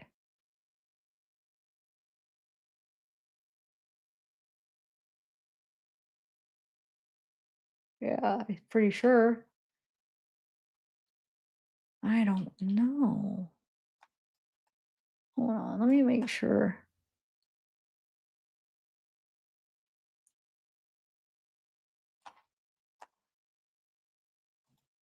That's Jack. Or wait, is that it? Yeah, right? That's Jack's, but that's not right? Looks so much crappier. Yeah, that's Jack's. Okay. This is the house that they're talking about. It's right by Jack's. That's what it's coming up. Well, look on the map. Let me make sure because it's showing right here street view, but let me make sure that it's actually doing the right. No, maybe not because it's pointing to Jack's house. That's so weird. It's got the wrong house there. They have an old house. Because watch, it's pointing here, right? Now watch when you go. Oh, no, no, no. Hold on. Never mind. Because we saw it when we turned around. So never mind. Yeah. I lied. Okay. So Jack's is right here. It's showing right here, unless if.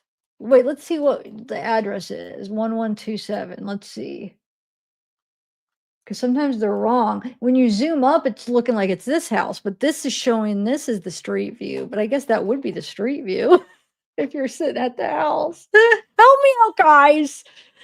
I'm over here rambling on, taking forever. I wish I could see what this address. This is Jack's house, the boyfriend. Okay. This, I don't know which one. Watch. It's showing that. So maybe it is. This is just confusing me because it's showing this house on here. But it's pointing to Jack's house. It's got to be then. It's got to be Jack's on that we're reading about, right? The boyfriend, Jack. I mean, I don't. Yeah, I don't know. I'll just consider it, or I'll just move on, I guess. I feel like nobody's even listening to me. Huh. All right. Well, I'll figure it out on my own. I mean, because if you guys don't care, then I'll just wait till I try to figure it out. I'm just really curious. Let's see if we could see an address in here.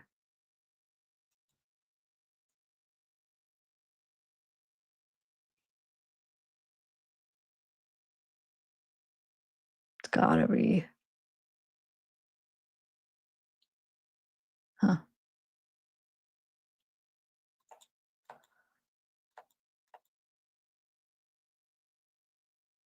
Huh. Yeah, I think it is. I mean, can you scroll up? It's showing that house.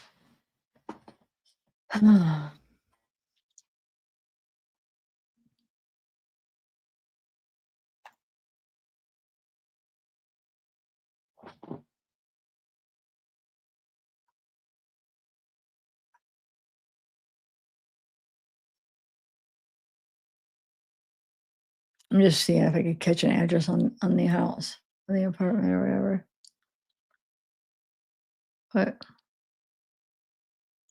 I don't think I can. Oh yeah, look, the house isn't even here when you scroll out. That's why. You know how sometimes it's like they have, like, old house is not even there? Remember with Shonda's, it was like there was something to do with the way Shonda showed up. Remember? It, like, showed up wrong, and then you zoomed down and it wasn't there or something.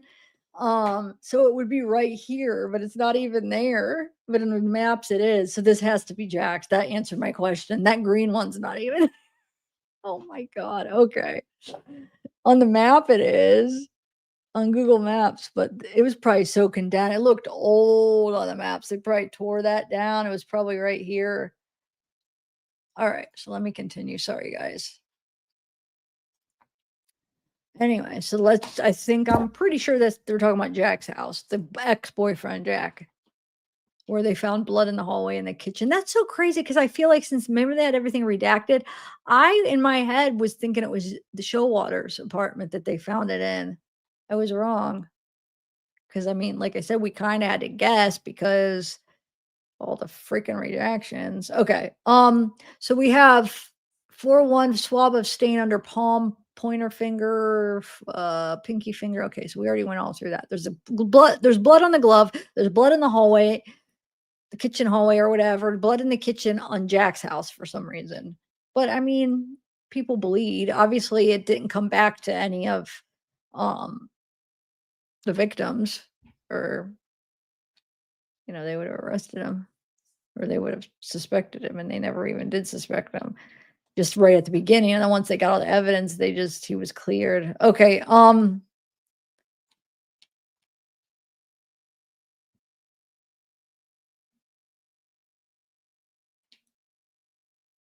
let's see what's next. So here's the sheath, handle portion, blade portion. Here, this is the swabs of the inside surface of blade portion. So they swabbed inside right here, like in the inside surface. Um, only inside surface swabbed. Why though? Is there some I mean, why not? I don't know. Anyway, so here's that glove. It doesn't say whose glove it is, but it's grouped with the stuff that's besides the sheath, but the other stuff that was at Jack's house. So I don't know where they got this glove. It doesn't look like any of the girls' gloves. And if it was Brian's, it would say, right? 'Cause they don't redact his stuff. I don't know. I think it was found in Jack's, wasn't I'm thinking, I don't know, let's see. Area swabbed is right here. Right here. Yeah, but I'm not sure though. I guess I shouldn't say that because I don't really know for sure. Um, area swabbed here. Here, I'm guessing. I don't know. They're pointing to oh yeah, because all that swabbed, right? Here, and then that's probably where they found something, right? Oh no, they're saying positive. So positive. That oh, here we go. This is what was positive. Remember the 0 TL right here, and right here, it looks like. Because it's showing Z2 that test positive. So here, and then area swab. I don't know why they just have that little spot though. They would have to I feel like I need to do a little more research on what they're I mean, it looks self-explanatory, but then this confuses me because it's showing these are all positive, but then the only area swabbed is right here.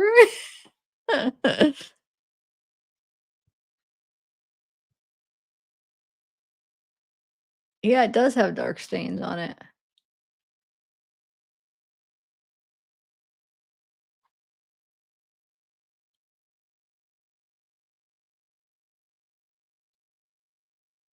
Look like it's like a worn, Oh, that's true though. If he just ordered well, no, we don't know when he oh yeah, we do know when he ordered it. Oh, what do you think?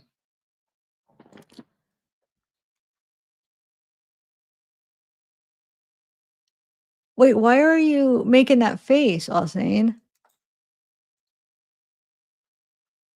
What's going on? What are you guys talking about in chat? I'm so confused what you guys are even referring to?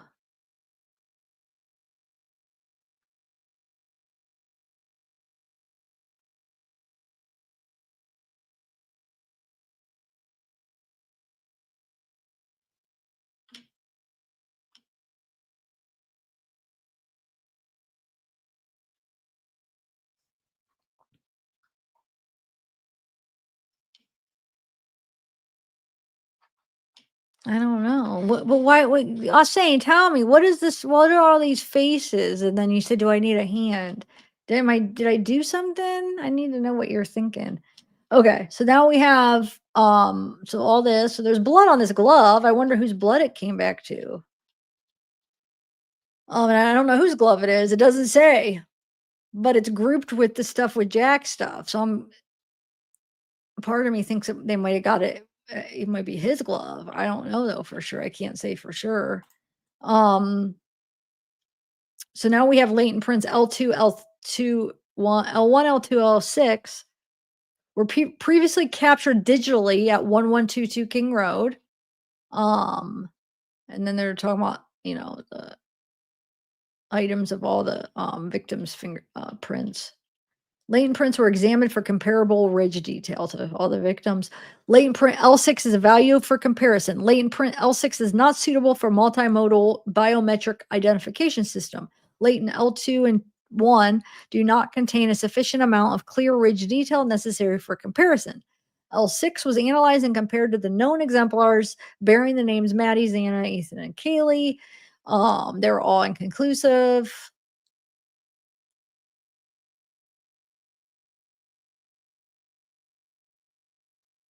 So,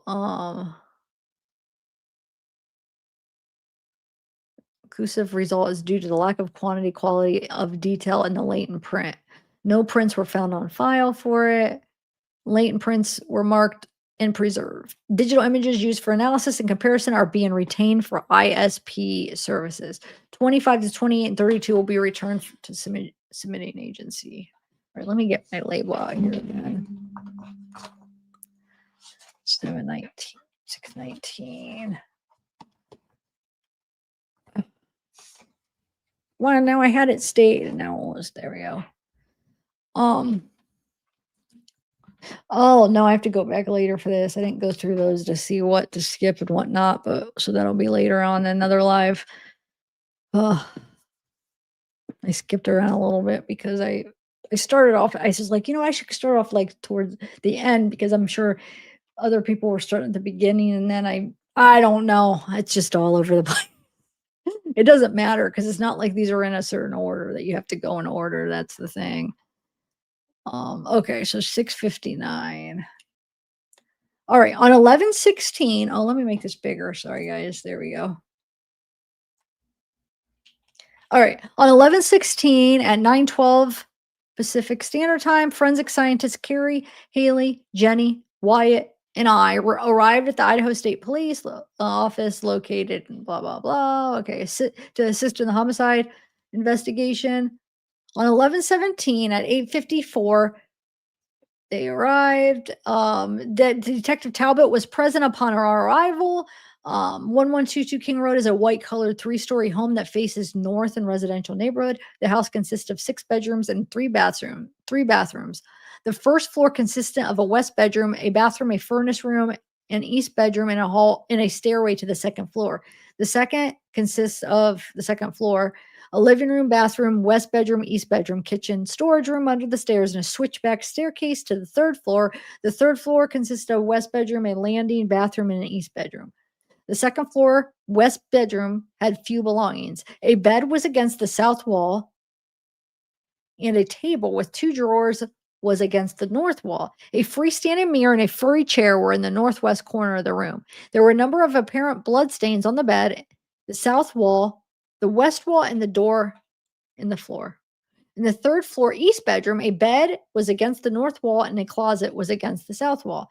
A desk was against the west wall. There were a number of apparent bloodstains on the bed, the north wall, the east wall, and the west wall and the door.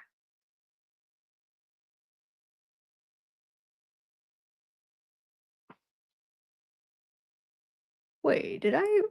Am I reading this right? Hold on.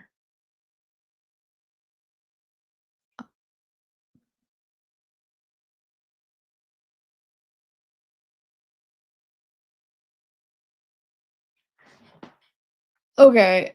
Now it's not making any sense here. Look.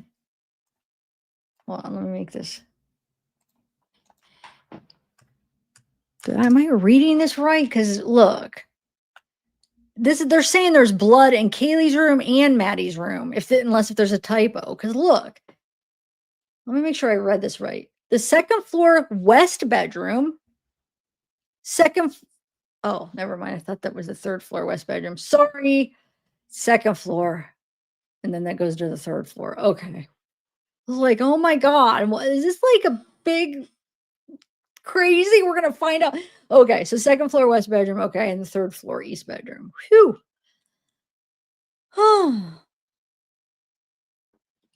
All right, now we have. I photographed the scene for overall location. Place markers for all the stains that were previously labeled, and let's see, and additional stains were marked. We got north wall of stairway, half of wall, west upper wall of stairway, second floor leading to a part of the west bedroom. So all these markers.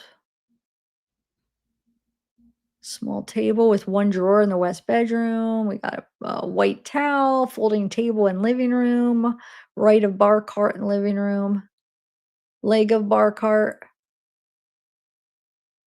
white flower vase, floor under wall, under north wall of kitchen. Okay, I'm not gonna read all. It's just basically where marker all the different parts of the house. I'm not gonna read it all.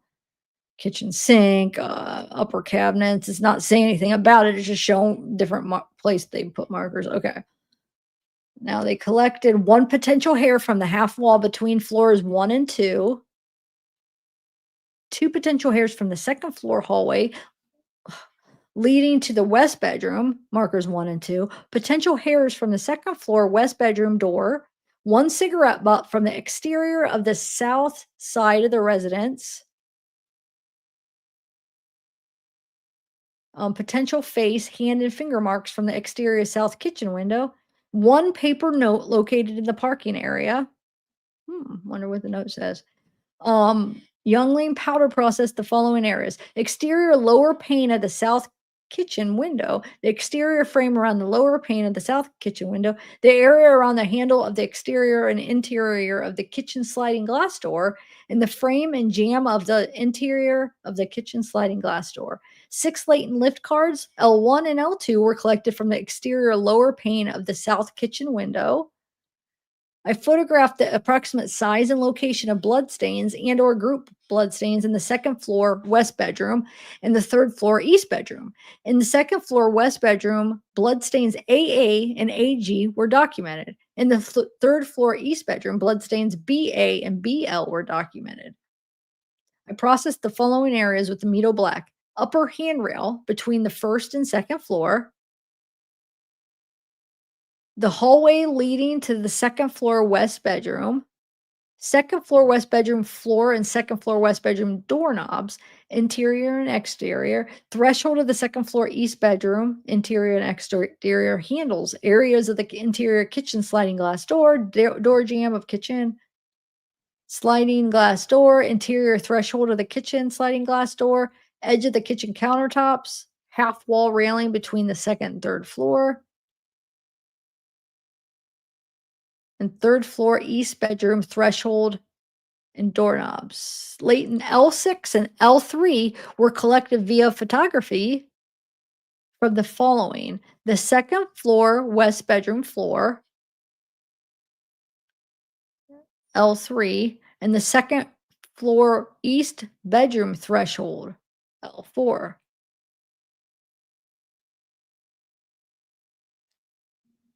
So that's probably the L4 is probably the foot latent print that they got right outside Dylan's room, I'm guessing. And so let's see, L3 and L6 were collected. So the from the following: the second floor west bedroom floor. Remember though that we find out in one of those body cams, if you watch them pre-records, I have them as pre-records, that there was a footprint in Xana's room that they lifted, so this is probably one of what they're talking about, I'm sure that, and it was like, I know no, they never mentioned that before, all we heard about is that latent print that they found outside Dylan's room. We never heard of one that they found in Xana's room until the body cam, we hear one of the officers say that. Which is kinda interesting because what did I mean, did they make anything out of that? Maybe that they realized who that was and it wasn't the suspect? I don't know, but I'm sure that's probably one of the ones they're talking about. So, they were able to get 2 latent prints in Xana's room, and then they got the one outside Dylan's room, and then we have, the L5. So, here's the L5. Oh, wait, hold on. Let me back up. The 2nd floor east bedroom threshold, L4. So L3 and L4, and then the edge of the handle from the interior kitchen sliding glass door, L5. In the above handle of the exterior kitchen sliding door. Wait, the above handle of the exterior kitchen sliding glass door is L6. Okay. So L5 and L6 are from the kitchen sliding door. L6 is outside, L5 is the inside. We cleared the scene on 11/18/22.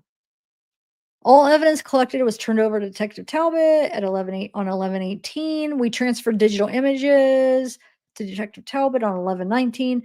11/19 at approximately 11:13, Hogan and I returned to 1122 King Road and to photograph potential tire impressions in the road across from the residence as requested by Detective Talbot. Now, at the very end of this document, they have some pictures of that, but I guess we could skip to the end here after we go through this batch if you want. Um, took photographs for overall location, condition, and identification. I took comparison quality photographs for potential impressions. We cleared the scene at 12:14. I transferred images at 12:45. 2011 Toyota Prius, 11:18 at 1934. Hogan and Barry arrived at blank to process the vehicle. They were accompanied by Detective Tolson, Detective Lehman, and I, the owner of the vehicle. Wait, Detective Lehman and the owner of the vehicle were also present upon their arrival. The vehicle was a 2011 gray colored Toyota Prius, license plate blank blank. The vehicle was located in a large vehicle bay. Hogan photographed the vehicle for overall location. Wonder whose vehicle. Does anybody know? They said the owner of the vehicle was. Okay, let's see. Hogan arrived at blank to assist in the search of an apartment. So that's one of the people we don't know because they were going to redact whose apartment. Was accompanied by Detective Talbot and Sergeant Van Leuven. Blank's apartment is an apartment building consists of 2 stories. Apartment 1 is located on the ground level and is a multi-bedroom apartment with 2 bathrooms, a living room, and a kitchen. There's a hallway in the kitchen and to the north and a living room area to the north of the kitchen. There's at least 2 bedrooms east of the kitchen. There are 2 bathrooms south of the kitchen. On the east side of the apartment, the response was limited to the southeast bedroom.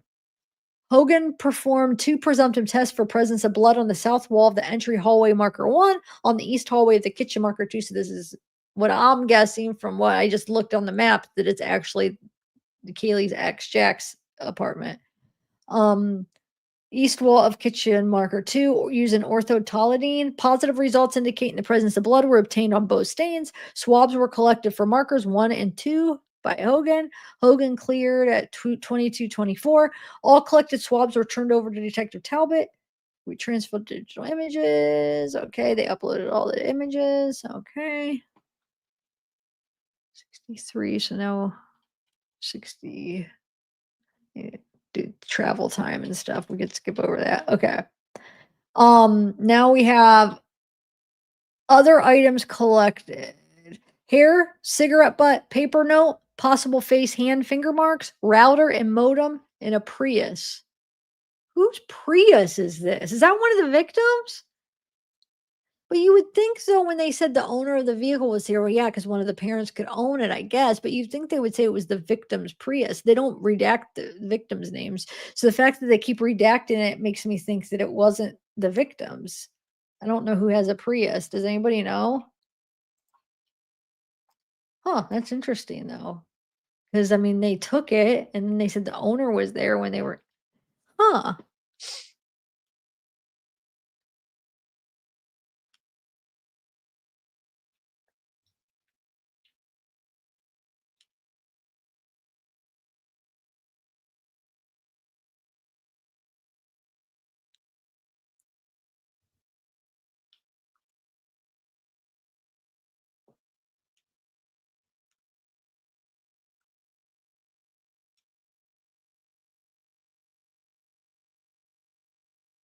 Oh, what's wrong? I'm just seeing now that all saying you don't feel good. What's wrong with you? Are you sick? Huh. Well, I hope you're okay.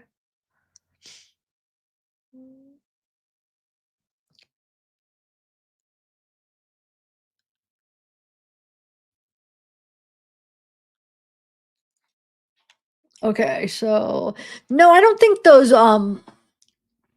what is it? Pine wait, pre whatever those two gloves, that's not the gloves that they found by the thing.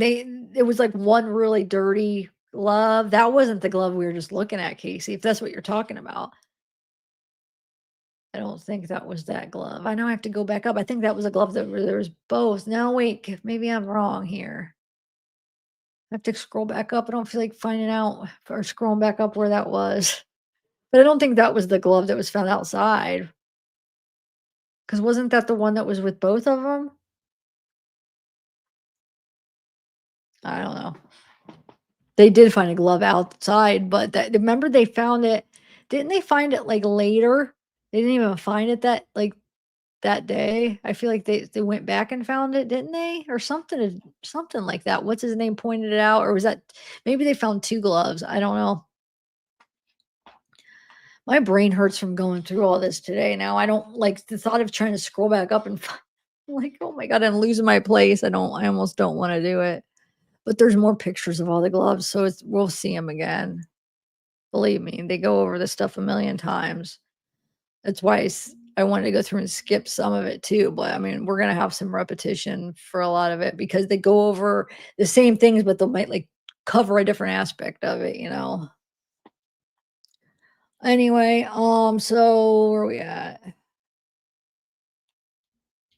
I'm gonna zoom out a little bit. It's a little bit too can't see what I'm looking at here. Okay. Image numbers. Yeah. Apartment one. Yeah, because his was apartment one too. Um, all right. So we have in the scene personnel, should your scene time see now that's too small. There we go. I needed a 250. I need a 250 to be in there instead of me have to always go in and change it. So ridiculous. I wonder if I could program my Zoom amount. Okay, so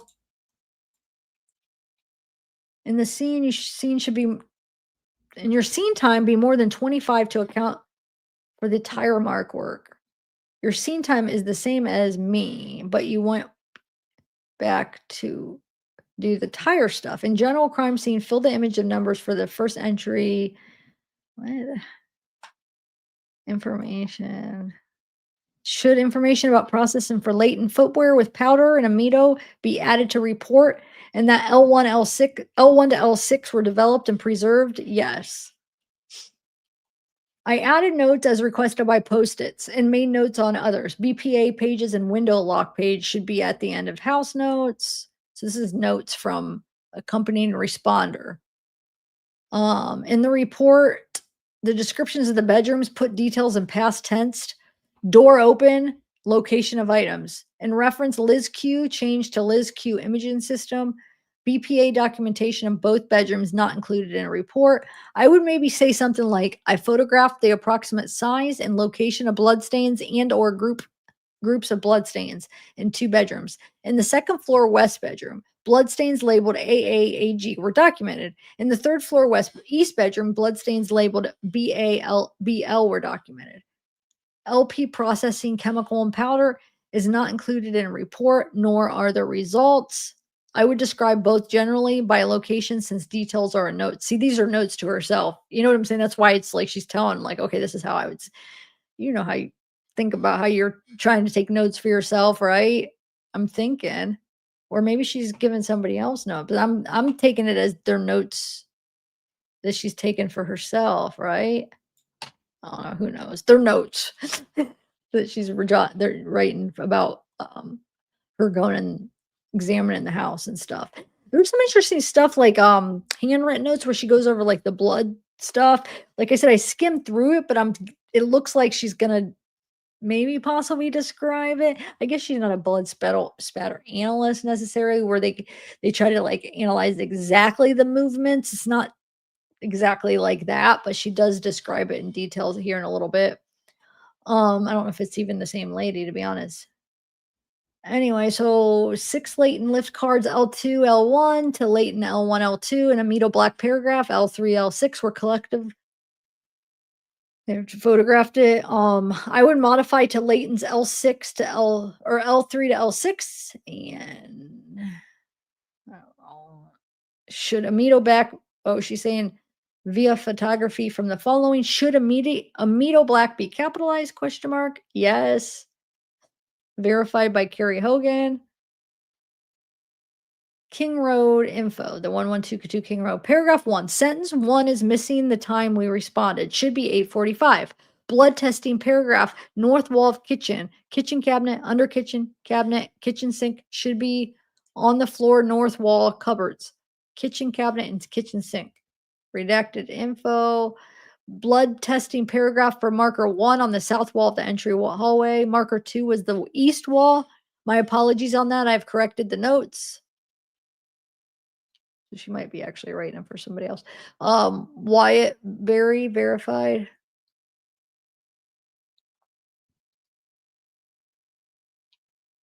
Should number of captures and sphericals be 42 since there's a high and low taken at every location, resulting in 2 for each of the 21 locations?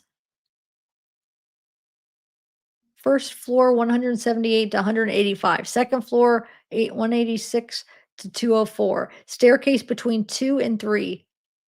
205 to 2606 third floor, 207 to 216 front driveway, backyard. Okay. Okay, some of these I might not be able to read. Well, that's hurting my eyes for some reason. Sometimes I could read these better if they're a little bit smaller. Dumpsters worked through already. House trash site. I don't know. Also, weed through per Detective Talbot. Second bathroom trash. Yeah. Tissue. Inventory per Talbot. Oh well, I can't read some of that. And I know if I went over, I could make it out eventually, but I'm not gonna waste the time. It's not. What does this say? Kaylee Madison. Okay, victims. Blood enhancement, presumptive blood. Okay, let's see here. Okay, 29 to 30. DNA swabs collected. Entry, exit. Wearing gloves. No prints. 2 main areas. No real transfer between. Photos done in, I don't know, before and during movement of victims. Pre and post videos collected. 3D scans. Second scene torn apart. Transfer may be due to detective. Tri-level, 2 bed and bath, each floor. Kit maybe it's supposed to be Kaylee and living wait, no, hold on. Kit in living middle. What? I don't know. Wait, 2 bed and bath, each floor. Yeah, still in the house. Kit and living middle. Scene still locked down with officer posted. Talbot showed us sketches of scene and photos from scene, explaining what they did on scene. No serious search away from scene. No serious search away from scene for blood trail. Staining chemicals approved by Talbot. Types of evidence included in search warrant consent: DNA, latent prints, firearms, blunt weapons, sharp edge weapons, electronics, and indicia ownership, drugs, paraphernalia, trace hair, fiber, shaving, etc. Okay. So this was dated 11/17/2022. So like 5 days after, no, 4 days after the murder. Okay, so we have room or area, floor, one vacant room. Floor one, floor one, vacant room, general location, center of room between bed and white stool, low 178, 179 high. What is there though? I don't understand what she's saying.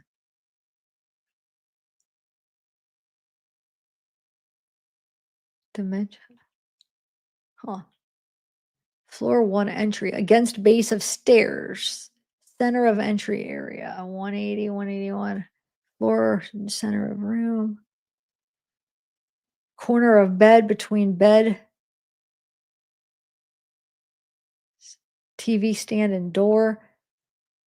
And then we got floor, one bathroom between tub and exiting wall, entry wall. I don't know. Floor two, top of stairs and living room. Floor two, between table and stairway across from second floor stairway.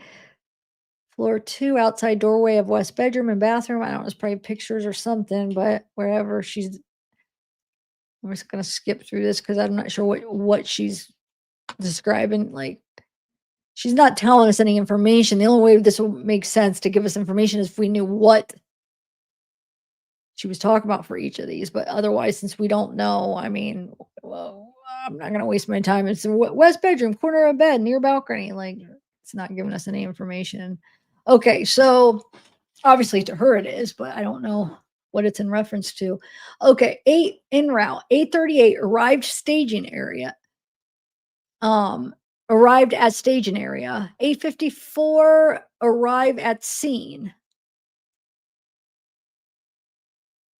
There's 11/17/22. Booties worn while inside scene. Talbot updated briefing. Dog was on Kaylee's bed. Sliding door gets left open for dog. Provided info on autopsy findings. One victim mentioned a flash of light, broken scent. What did I say? Broken something in the vacant room. Does anybody know what that says? Broken sensor? I don't know, something. Broke tape seal and sliding door at 9:15 to make entry. Numerous items in scene moved during detectives' processing. Document as found upon our arrival. Liz Q, WB, and JA. Scene photography. Location, condition, identification. House faces north. 3 levels. Residential neighborhood.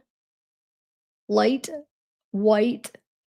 So she makes corrections like and dates the corrections, but first floor, west bedroom, bathroom, furnace room, east bedroom, stairway to second floor. Second floor, living room, bathroom, west bedroom, east bedroom, kitchen, storage room, under stairs, switchback staircase to third floor, and 1 step down from living room to area.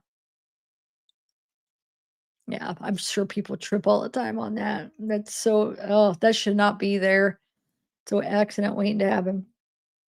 Anyway, 1 step down from living room to area by east bedroom and staircase. Third floor, west bedroom, east bedroom, bathroom, landing.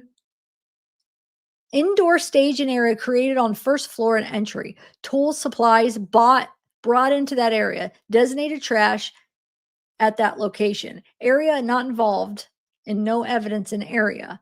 JA contacted Natasha Wheatley at Ada C50 regarding any footwear impressions from the scene.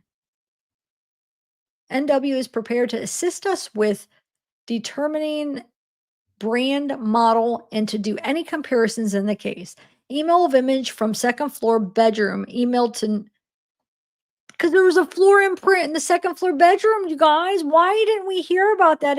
They must have got that back, and it must not have been the suspect. They must have been able to identify whose footprint that was, because we never really heard anything about it, like, it was not that important, but we heard a bunch about that one that was outside, Dylan's because that was the suspect's footprint. Anyway, second floor bedroom emailed to Wheatley, 11/17/22 for preliminary information or 14:05, Joe Lake and Jonathan Reggs, FBI, entered the scene. Want to do walkthrough to work on victimology. 14:13, Jared Thompson joined them. Walkthrough scene with Detective Talbot, KHTM. 14:58, WA the scene, walked the scene, I don't know. Left the scene, sorry. Left the scene. KH and TM placed marker numbers for all of the stains that were swabbed by ISP detectives. Then rephotographed all stains. Number 47, not remarked as it was a small stain. 11/17, that was completely collected. Floor of east bedroom. Presumptive testing of there or something stains done by KH. Second floor west bedroom, which is Xana's bedroom. Everything had been moved by detectives prior to our arrival. Bunch of contents had been moved out of the room into second floor bathroom in order to place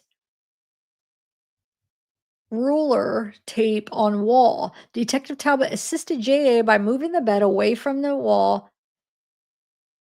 Care was taken to avoid disturbing bloodstains on floor north of bed. Ruler tape placed by JA to document bloodstain patterns extended down to top of baseboard.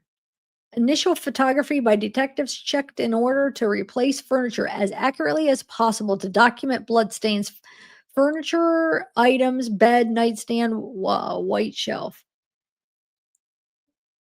Returned to their approximate location as found upon detectives' arrival. Trash can was later moved to under desk. All evidence swabs SS by WP, zip tied SS inside bag by KH to remain in scene overnight. Back door secured so door cannot be opened. Sliding glass door, officer to be posted at scene all night.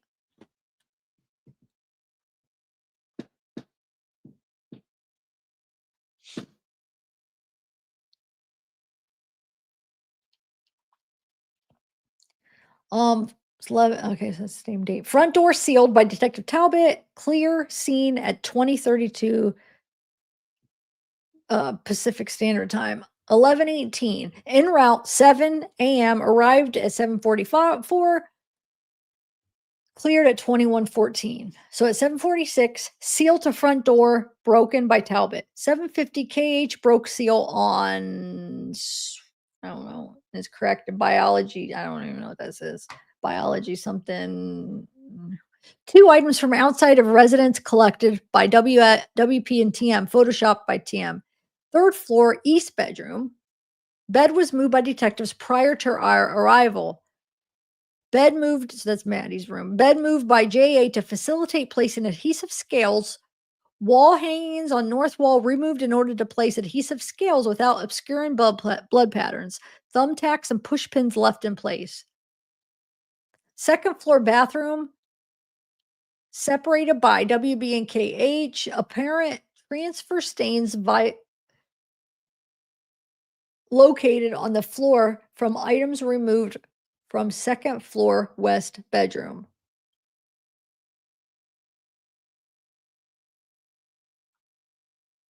Wait, apparent transfer. That means they're saying the transfer from the stuff into the bedroom from moving the stuff. Is that what they're saying?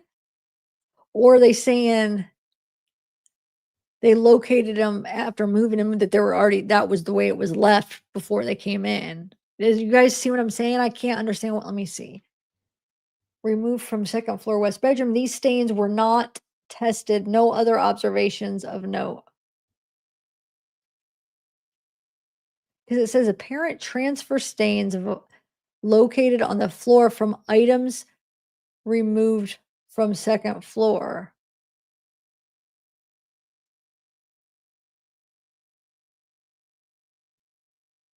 You see what I'm saying? Is she talking about the transfer stains is from moving the items, or they actually were able to see the transfer stains after they moved the items? I don't know. Let's see. Kitchen, WB and KH visually examined counter around sink and sink itself. Items from counter and sink removed by Kate. I'm not can always read the initials, but by somebody. And placebo wait, and placed onto kitchen table. No observations of note. West bedroom bloodstains mapped and labeled AAAG floor 2.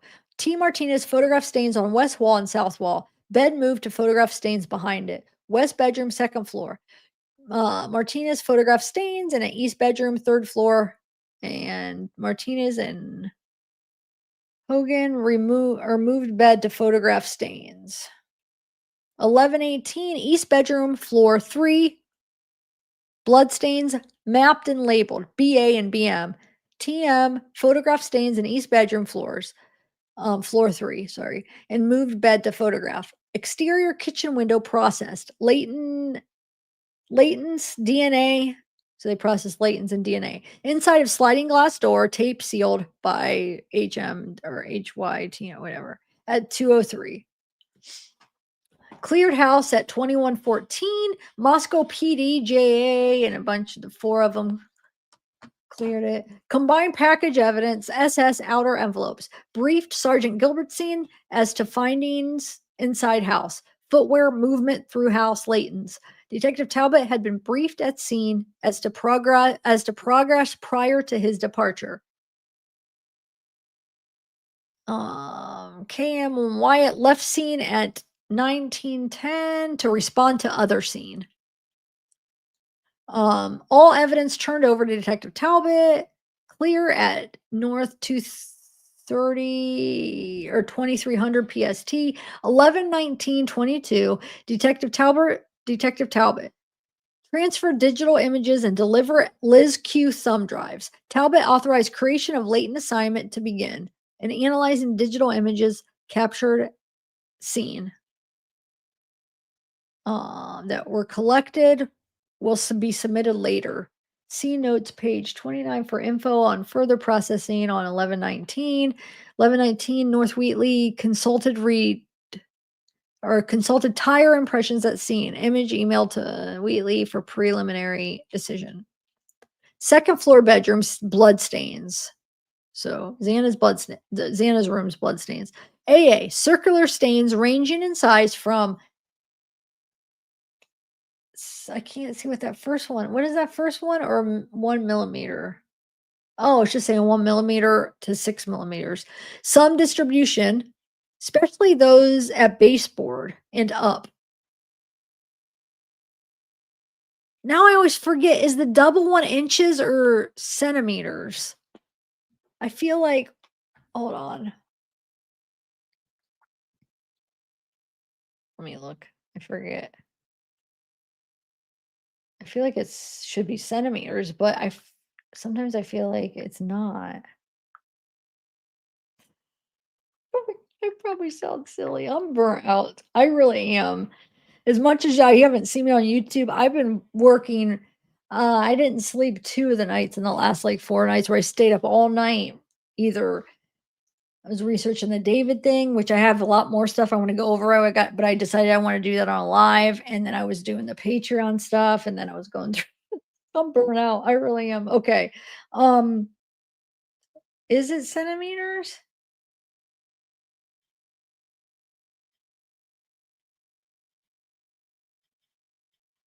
Oh, shoot. It filled in the wrong.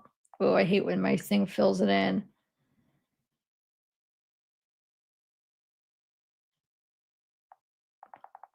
It's inches? The 2 is inches? Why do I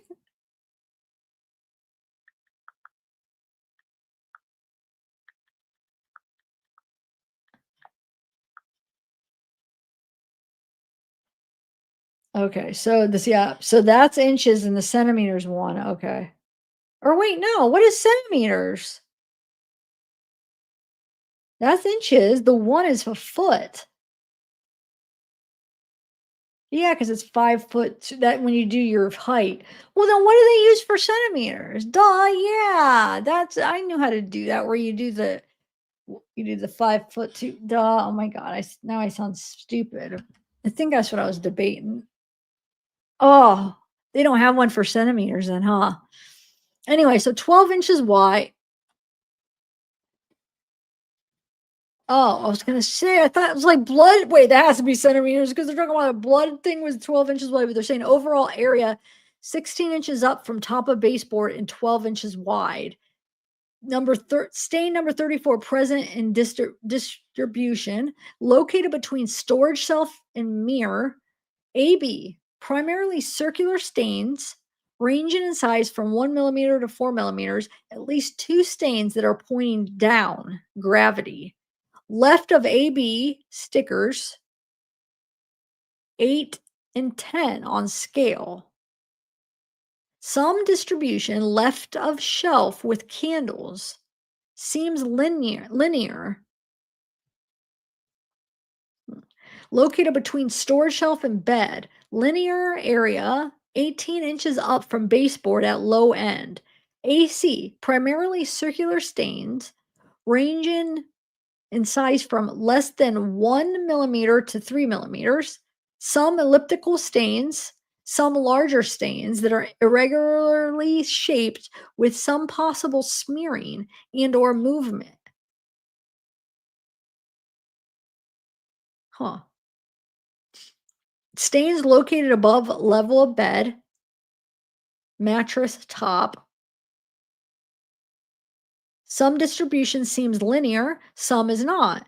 Located between storage shelf and bed, an area between top of mattress and floor, many circular stains ranging in size from less than 1 millimeter to 3 millimeters. So, like from the bed level down, so really low level, is what they're saying. There was a lot of so from the top of mattress and floor, the area between top of mattress and floor range many circular stains ranging inside from less than 1 millimeter to 3 millimeters. Elliptical stains also present, some pointing down, gravity, and some irregularly shaped stains. Stain number 31 present in distribution below surface of mattress top. Stain 31 is irregularly shaped and does not contain an even distribution of blood. Several long, thin stains, a half millimeter to 10 millimeters, and a half millimeter to 14 millimeters. At lower left of stain, area where blood appears to have flowed down left. Huh.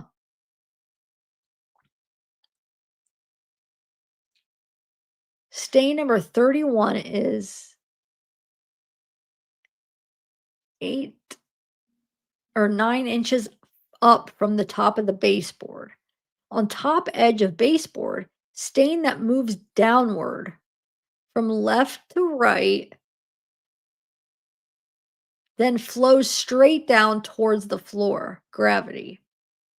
80, variety of stains. Circular stains ranging in size from less than 1 millimeter to 3 millimeters. Elliptical stains, irregularly shaped stains with some possible smearing, and one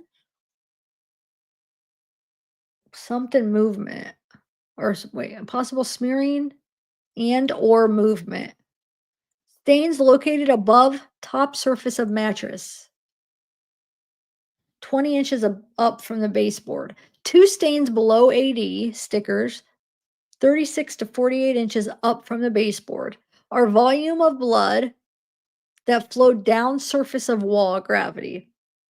Remember, that was where the blood was dripping out from the outside down the walls. That was coming from Xana's room. I think it was from Ethan. Well, I guess it could have from both of them, but maybe Ethan more. I don't know. But remember, it was dripping out of the house, like down the outside of the house. Second floor bedroom blood stains. So we're still in Xana's room. Two stains 24 to 36 inches from corner of bedroom that appears to be smears or where a bloody object brushed against the wall. Probably when she's freaking fighting or he was fighting Brian. I mean, they're Sure, a lot of them. I'm sure they got brushed up against the wall, and, who freaking knows? That had to be the biggest nightmare ever.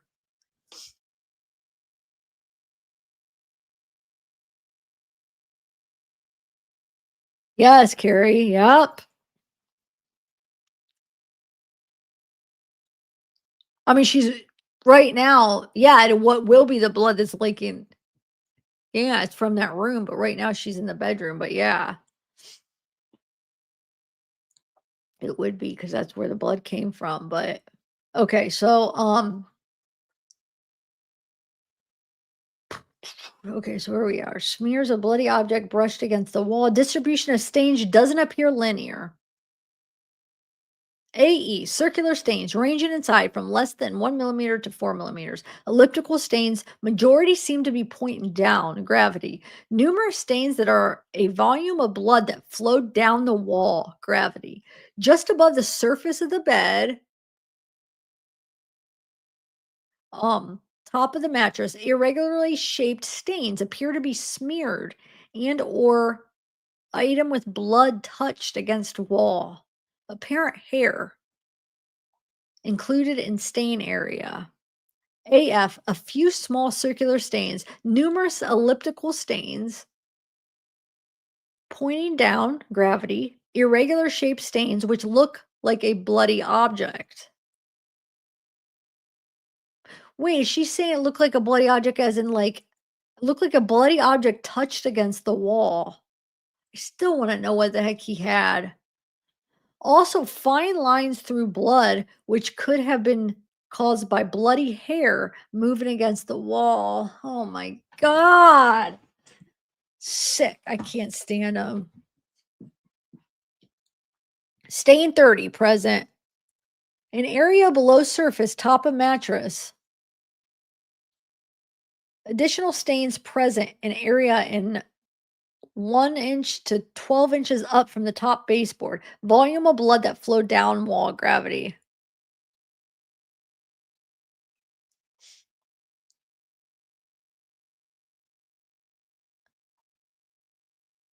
AE and AF. Large area blood on floor below areas of AE and AF.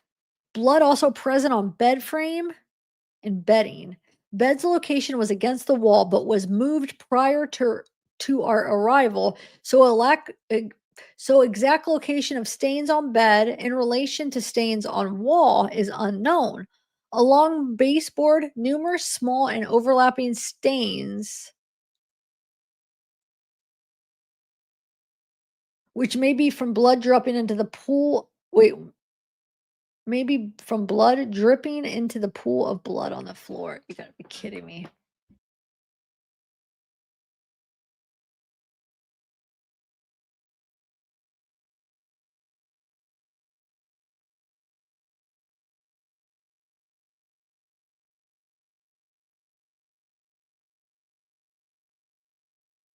Um,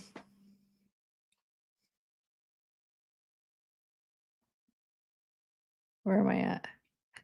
AG, area of stains 12 inches up from the top of the baseboard. AG stickers are at 17 inches up from top of baseboard.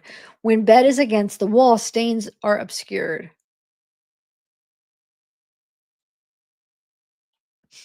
Volume of blood with flow, largest area through 13 to 14 inches high. All flow approximately straight up and down, gravity. Some elliptical stains pointing down from 6 inches up from top of baseboard. Elliptical stains showing movement from right to left. Distribution of stains is expanding out in cone shape, getting wider on the left side of distribution. See, I feel like the left and right is from like the motion of what he was doing, like stabbing. Oh, ugh. I mean, even the other one could be too, but that could be like gravity. But I mean, for sure, the left and right would be right. So here's where she's showing where the stains, so where she was talking about, so the AE, AG, and AF, where she was describing them. So you could always go and reference, but I can't go back and forth right now. Like to go up and then go back, that'd be, I guess if you do it like this. You could kind no, it'd be too small. But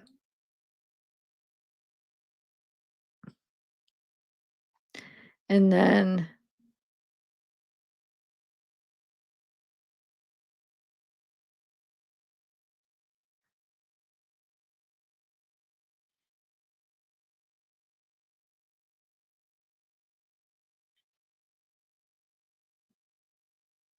I'm confused though, because I don't even match.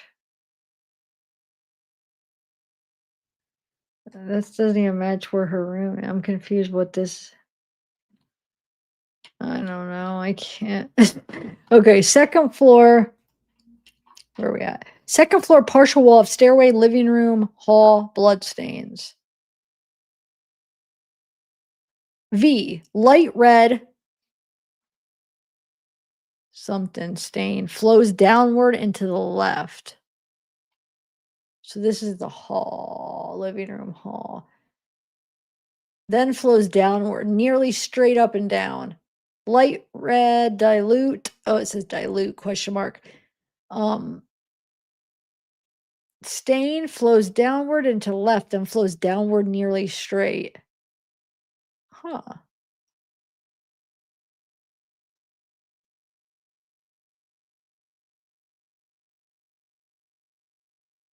Hmm. Um,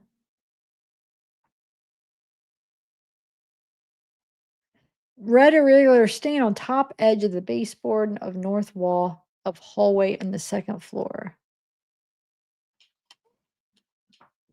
Oh, you guys want me to read? Is this boring you, this part? I mean, I feel like it seems like people are leaving. This part I actually found more interesting than some of the other stuff.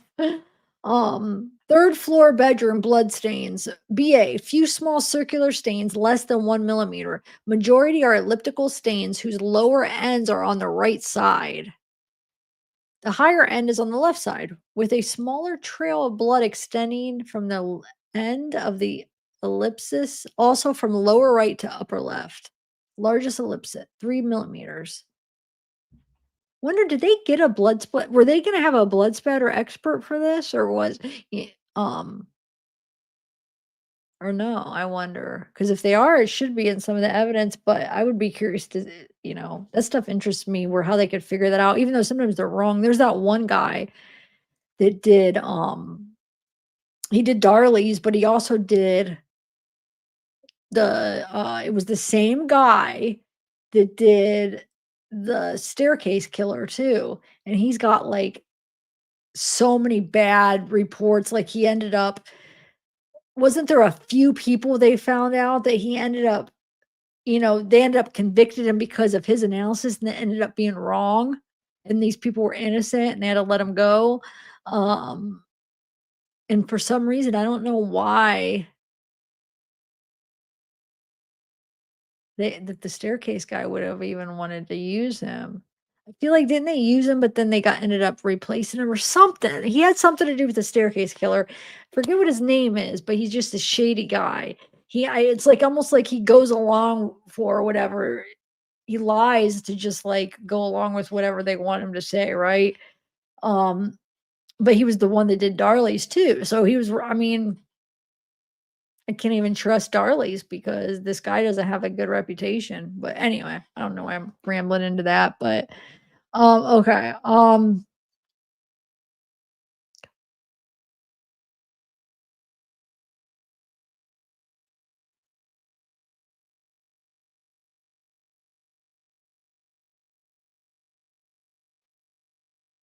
I didn't see them say they had a blood spatter analysis. I seen them that they moved the beds to look at the blood spatter, yeah, or to look at where the blood was, but I didn't see that they said they had like a expert or whatever. Huh. I mean, I read that they moved the beds, yeah, because I mean, she's describing it all right now. But I mean, like, somebody that's gonna, like, break it down and show, like, okay, like, if you guys read through Darley's transcripts or, like, even the, staircase killer where they go and they, like, specific movements and break it all down, I'm not sure if they were gonna do that with this, because sometimes it might not be as necessary to to be able to lay it exactly how it happened because like for the staircase killer, that was important. And same with Darley because they needed to show like, look, she had the stuff on her shirt, and like it was important to understand that all to see if it was her, or you know what I'm saying? For this, it's like we didn't have him after. So like would they have stressed that because that part wouldn't it wasn't like a deciding factor of how see what I'm saying? Like to be able to like convict him, it wouldn't matter on setting it up exactly how like going through that time and the money to set it up exactly how it happened because that part of it doesn't incriminate. You know what I'm saying? Does that make sense? It's not I think it's interesting, but it wouldn't be as important for this case to convict him, if that makes sense. So that's why I was like, they might not have focused on that as much as some cases, but I would like to know because I like any case I'm into. It's just that stuff. I'm a science person. That stuff is really interesting to, in like the visual aspect of how I would like to be able to visually picture everything. So to have that is like very interesting. That's why I think this is more interesting to me than some of that other stuff the other stuff. I wish that's what I hope that we have him in here. If you're saying that they did get one, I hope that it's in this. I don't remember seeing it, but like I skimmed through it. Um anyway, sorry. Where are we at here? It's orientation straight up and down, variety of shapes and sizes of stains, distribution, numerous is that an A or R? Arcular stains, which appear to be in the linear formation, which extends into the area marked BB. Some elliptical stains, primarily with the orientation pointing down gravity. Numerous irregularly shaped stains, several which are long and thin, which could have been caused by bloody hair. Oh, I just moved that. It moved that. Oh my god, I read it. Didn't I just read that? I didn't scroll back up though, but the part where it said was caused it could be another part. Is caused by bloody hair moving against the wall. Bed was against the wall in this area. So that makes sense. So the blood, like it was somebody could Ethan or whatever, somebody's hair was moving against the wall with the blood, and that made those like linear like stains on the long, thin, several which are long and thin. Overlaps with stains labeled BC, lower portion of area of stains closer to the top of the mattress. Largest stains appear to be where does it say something of blood that flowed down wall. Numerous small arcular and elliptical stains present. Numerous primarily circular stains varying in size, many in linear distribution, some distribution nonlinear. In upper right area, numerous smaller volume stains with a short area of flow gravity. Primarily elliptical stains, distribution in a comical I don't know what that says. Conical pattern, smaller end of the conical cone at lower right, larger area of cone at higher. Some circular stains whose distribution may be linear, one larger stain whose orientation nearly straight up and down that appears to flow down the wall, numerous smaller circular stains whose volume appears to be pulled down. How many more pages? Because I don't want to lose you guys if you guys are bored with this.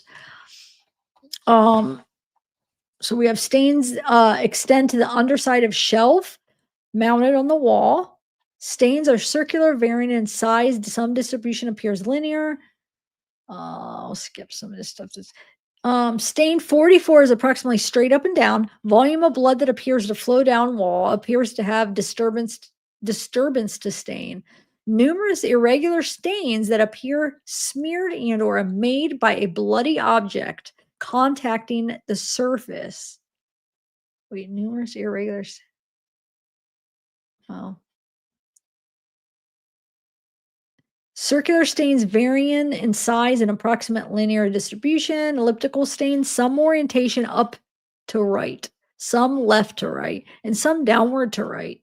So all to the right, up to the right, downward to the right. Right.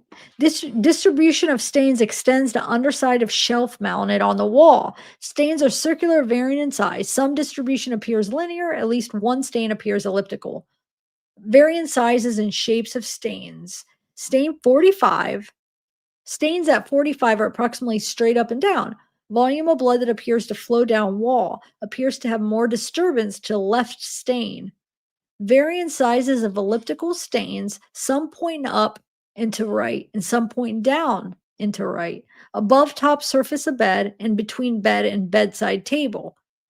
Primarily circular stains varying in size. Some appear to be in linear, some elliptical, some pointing down. Stains at 46 are both circular and elliptical.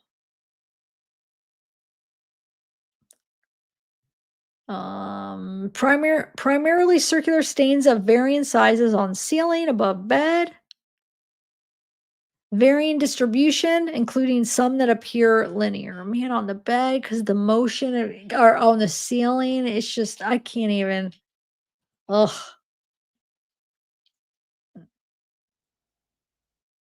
And here's the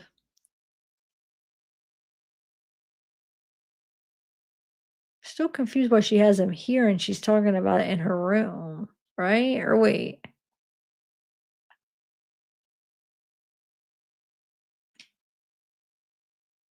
Oh, well, anyway. All right. So second floor windows, living room north wall unlocked. West bedroom north wall unlocked. East bedroom south wall locked. So the only one that was locked is the east bedroom south wall. So Dylan's. I wonder if she locked it when she got scared, like when it was all happening, and then she just, I don't know. Kitchen south wall unlocked, kitchen west wall unlocked. Third floor windows, hallway north wall locked. West bedroom north wall, AC unit in place. Nothing above it to block open space. Blinds down to top of AC unit.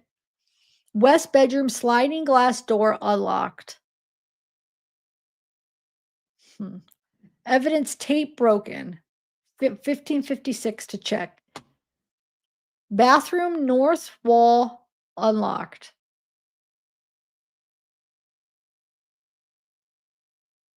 East bedroom south wall unlocked.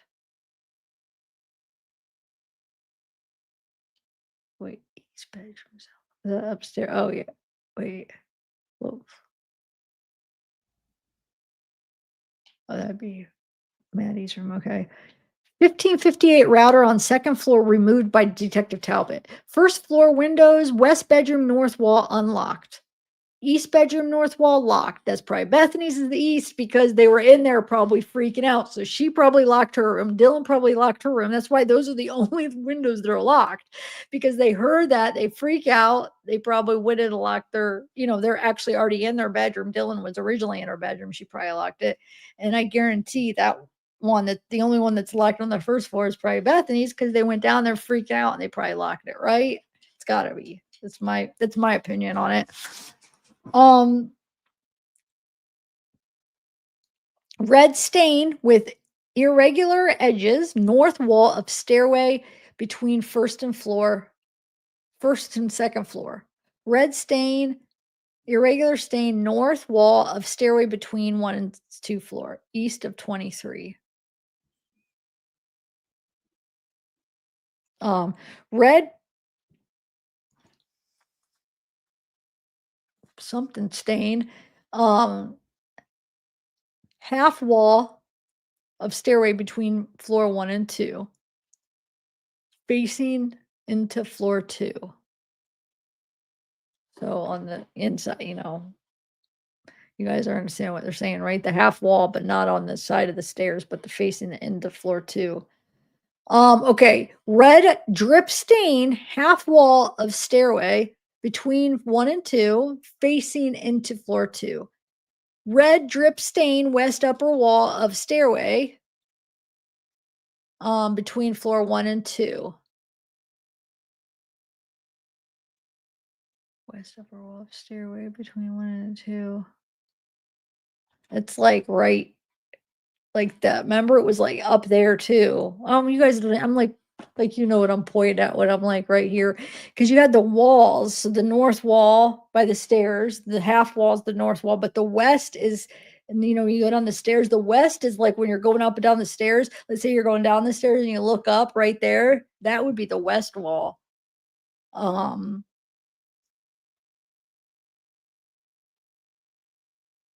Um, okay, where are we at here?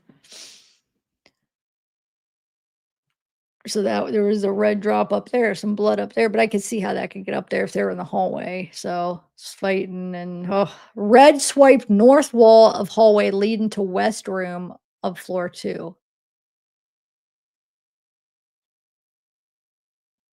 Red impact spatter by 1 on night switch of west bedroom floor 2. By oh, maybe that's by light on. Maybe she's put a L for a light on stand. I don't know. Wait, by 1 on night switch. Light. Oh, no, that's a light switch. I don't know. So there's impact spatter on the light switch, basically. Red impact spatter, south wall of the west bedroom of floor 2.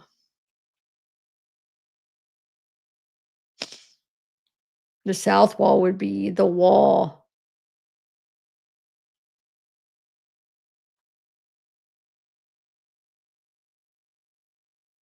Yeah, that would be the wall where it was dripping, like when you go out the back where it was dripping down. It would have been the wall where the head of the bed was, right? And then where it dripped down outside. Um, So red transfer stain, west wall of west bedroom, floor 2. Red transfer stain, small table with drawer, west bedroom, floor 2. Red pattern transfer stain, floor of west bedroom, floor 2, photographed as potential footwear.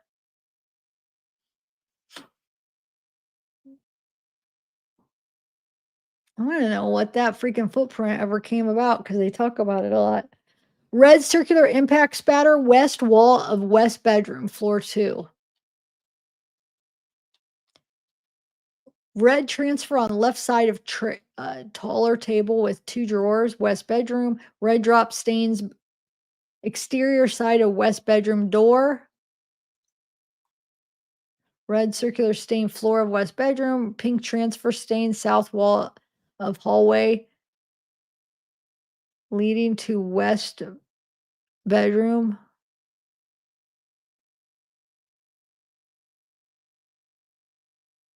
Red dilute stain on folding table, floor 2 in living room. So that's the beer pong table. We saw the red stain there. Red semicircle stained kitchen floor, below lower cupboards, north wall.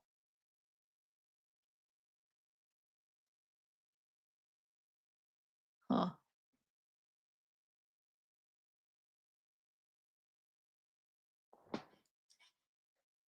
How did the blood get there? Don't get that. Red transfer hall, half wall banister between second and third floor. Wait a minute. Red transfer, half wall, banister.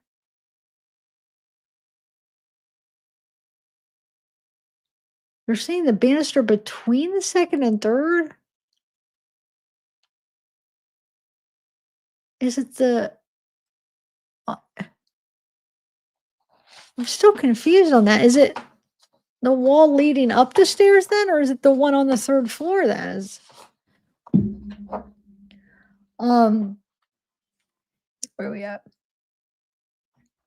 Red stains external side of east bedroom, floor 3. So that's Maddie's bedroom. Red transfer, impact spatter, north wall of east bedroom. Red impact spatter, east wall of east bedroom. Impact spatter, red east wall of east bedroom, floor 3, south of wall or south. Red impact spatter, right of closet. East bedroom completely so we have ISP completely completed, completely covered by Department Talbot. Nothing remains for presumptive testing. Okay. Red stain with tail, very small north wall stairway between floors 1 and 2. Light transfer west wall, right closet. We got dark stains above bathroom door of 3rd floor bathroom. Oh, that's interesting. 3rd floor bathroom, dark stains above bathroom door. It was positive, huh? That's the first I'm hearing of that. Above the 3rd floor bathroom, huh? Am I reading the right bathroom door, right? Yeah.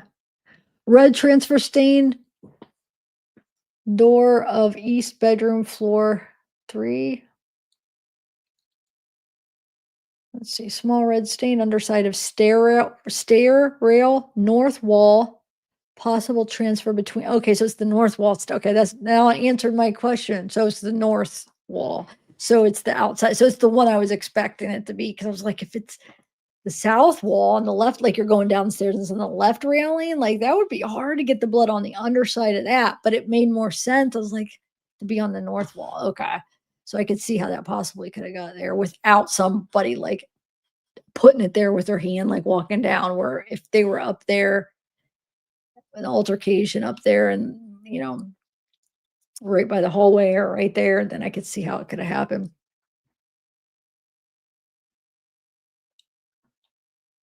Where are we at?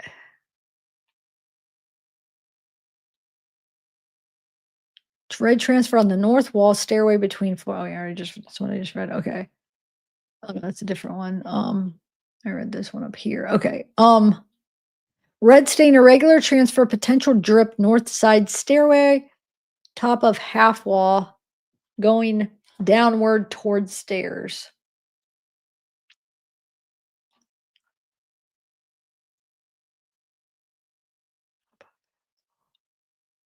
Two diluted red stains with tails. North side stairs. Half wall. Top wood between floors 1 and 2. Red diluted stain with tail on a folding table.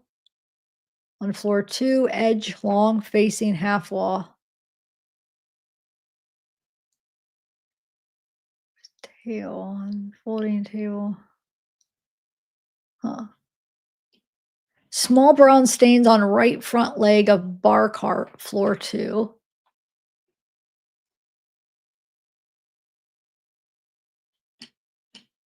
Red pink swipe on south wall, brown shiny clumpy stain on white flower vase, bar cart, floor 2. South wall heading towards west bedroom, floor 2. Small red pink stain.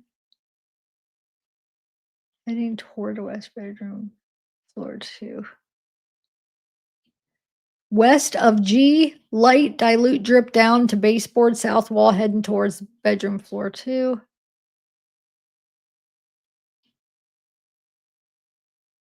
Red irregular stain of north wall of hallway leading to west bedroom. Brown drip under. Oh, yeah, here. Brown drip kitchen cabinet. Lower. Under microwave. Above ISP D2 marker. Middle cabinet. Okay, so I was wondering where. Now we're describing it. Remember we were going through it. I'm like, where on the cabinet? This is actually describing exactly where. I just don't understand how it got in the kitchen. Because of how, like, knowing all the facts we know, like, it wouldn't be there because he didn't transfer any of it as he walked out. Okay, so brown drip, kitchen cabinet. It's a brown drip though. Nope, that's not blood. Negative. Okay. So we can just throw that out. So that's not. The other one was the other one? The other kitchen one? Shoot, I should have looked. I was just thinking they were all and I forgot to look. Uh yeah, because on the other documents it said blood. That's right. Oh, that one in the kitchen. No, this brown one's not. Okay. No, that's the one I just looked at. Where's the other kitchen? I see there's a kitchen here, but where's the one by the window? I'm pretty sure they said blood on the. I'm not. Oh well. Kitchen sink, right side, red brown drip. Nope, not that. Sliding door and kitchen inside, hand of door, very small red transfer, but it's saying didn't test positive. East wall, lower staircase between floors 2 and 3, red brown smear, very light. Yes. So wait, east wall, lower staircase between floors 2 and 3. Why are we just hearing about that?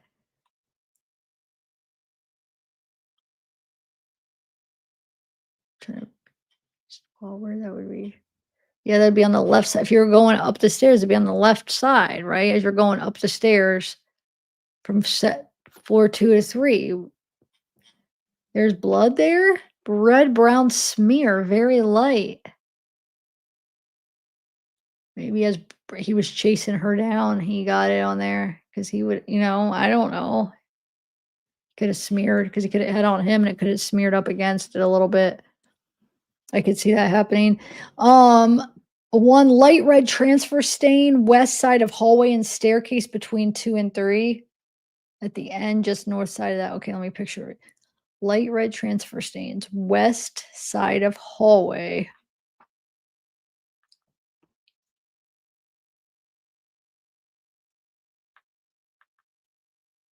Half wall. Sorry, I said that wrong. West side of half wall and staircase between floors. So that'd be on the left or no, left side. Wait, what did it say? West side. No, the west side would be on the right side. So there's some on the left and right. Half wall. Yeah, because that would be the half wall. The one on the left would be just the wall. So the half wall on the right side, staircase between second floor. So there's some on there too. Transfer. So yeah, I bet you it was when he chased her down as he was walking down. He would have had blood on him from because he was just up there. So he probably transferred it. That's my guess. Hmm. One linear red bread brown stain half wall of staircase between. So another one, a linear one. That's interesting. Between second and well, he would have been carrying the knife, so it could have dripped. Between second and third, face of end panel south facing. One linear red brown stain, half wall of staircase between face of end panel south facing. I could have dripped. One light red transfer stain, west side of hallway and staircase between floors 2 and 3. So another one, which would be on the, if you're going up, it'd be on the left side.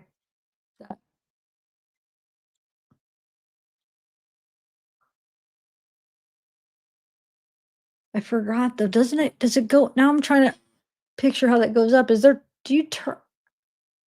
Is it 2 sets? How you do it? Hold on. Why am I like picturing it 2 different ways now? How that goes up?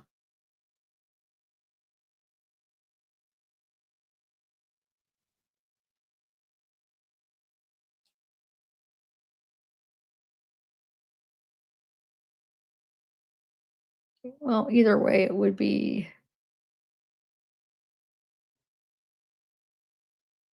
Yeah, because if they describe it, it'd be on the left anyway. The other one would be the half wall. So either way. But why am I picturing it like it curves? Hold on. When you go to the second and third floor, which I normally know, but I'm picturing it 2 ways where you just go straight up, or does it go? Then I'm like, wait, you go this and you turn and then go up more, right? Like it twists or no? All right, now I've seen it so many times too. Why am I like having a blank here? I mean, not even a blank. I'm just seeing it two different ways. Hold on.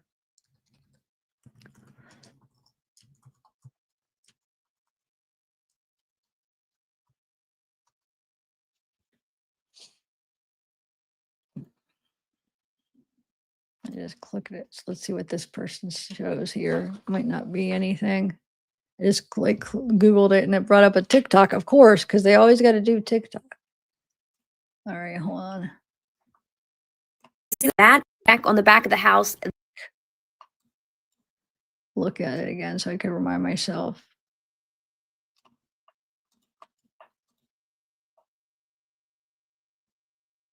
Yeah. So it goes up and then up again. Okay. I got her.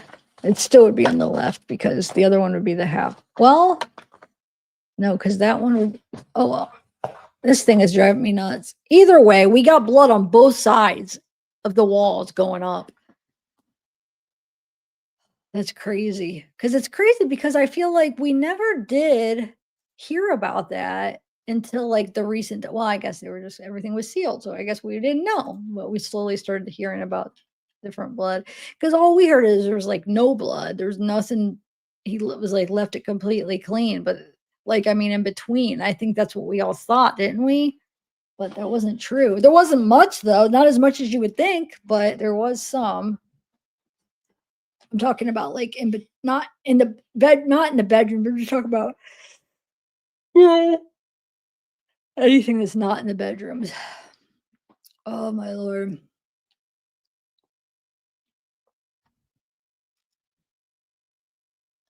So red transfer on east side of halfway between floors 2 and 3. 3 small red stains, floor 3 ceiling outside, east bedroom, attic, entry, perimeter. What? Outside? Hold on. Outside east bedroom, attic. Outside east bedroom, attic? What is that even? Entry, perimeter, east side. I don't know. Yeah, look, there's another one and going up the stairs on the half wall. Right here, 2 more. So yeah, there was some blood on both sides. Looks like, huh? That's interesting. Outside of entry door to the west bedroom on floor 2, on floor in front of the entryway, west bedroom, floor 2. Okay, we know the inside west bedroom, floor 2. What? Furry chair. Furry chair inside west bedroom, floor 2. Multiple irregular red stains. South side of hall, staircase between 1 and 2. Okay, we know that. Yeah, okay. Hey, white towel hanging west of sink. No, that's negative, so I'm not even gonna read the rest. Those are both negative. Okay.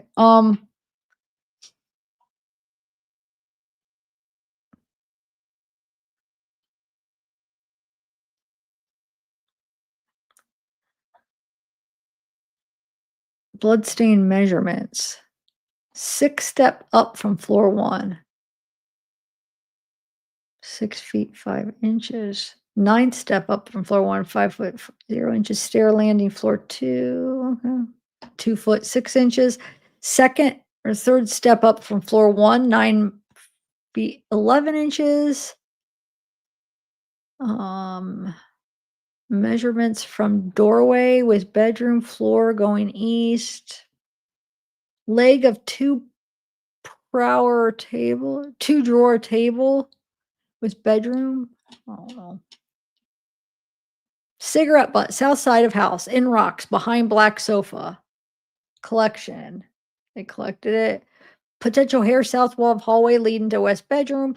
Floor 2, right of marker, south wall of hallway leading to west bedroom. Potential hair across stain 1. North wall of hallway leading to west bedroom. Paper note, parking lot east of black Ford Explorer. exterior of house, parking area, potential hair south of half wall of staircase between 1 and 2, potential hairs, west bedroom, floor 2, outside of the door, above knob, dark hair, possible blood. They didn't swab that for some reason, though. It looks like, because look, they're showing what they swabbed too, but they haven't swabbed any of the ones I said yet. Possible face marks swabbed for DNA. In that window, the hand marks on that window, finger mark swab for DNA, south kitchen window exterior. Yeah. Okay, the router modem they took.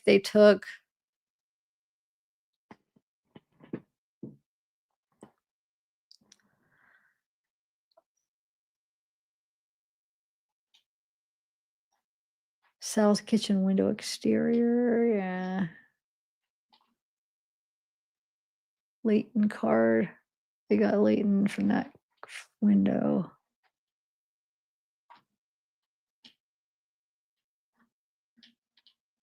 Powdered all that too, the window and stuff with a print. West bedroom floor. Yeah. Same stuff basically. A Meadow black west bedroom, floor 2, hallway leading to door, approximately from doorway to metal panel. On hallway floor, L3 photographed. So one of the latent prints on hallway floor. 33 photographed. Additional potential footwear impression, diamond pattern. No photograph due to previous discussion of officer footprints. Not photographed due to previous discussion of officer footprints. So there you go. Maybe that's why. A Meadow black floor 3, east bedroom threshold doorknob. Inner and outer. Half wall railing between floor 2 and 3. Threshold of east bedroom, floor 2, photographed. L4. Threshold of kitchen sliding door inside. Jamb of sliding door interior.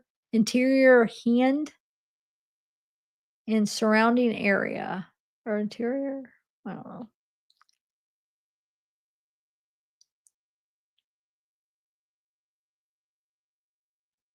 Exterior, handle, I guess. Interior handle and surrounding area. Exterior handle and surrounding area. Photographed L5, interior handle edge. L6, exterior slider frame. Above handle. See how it's like repeating all this stuff that it really drives it in.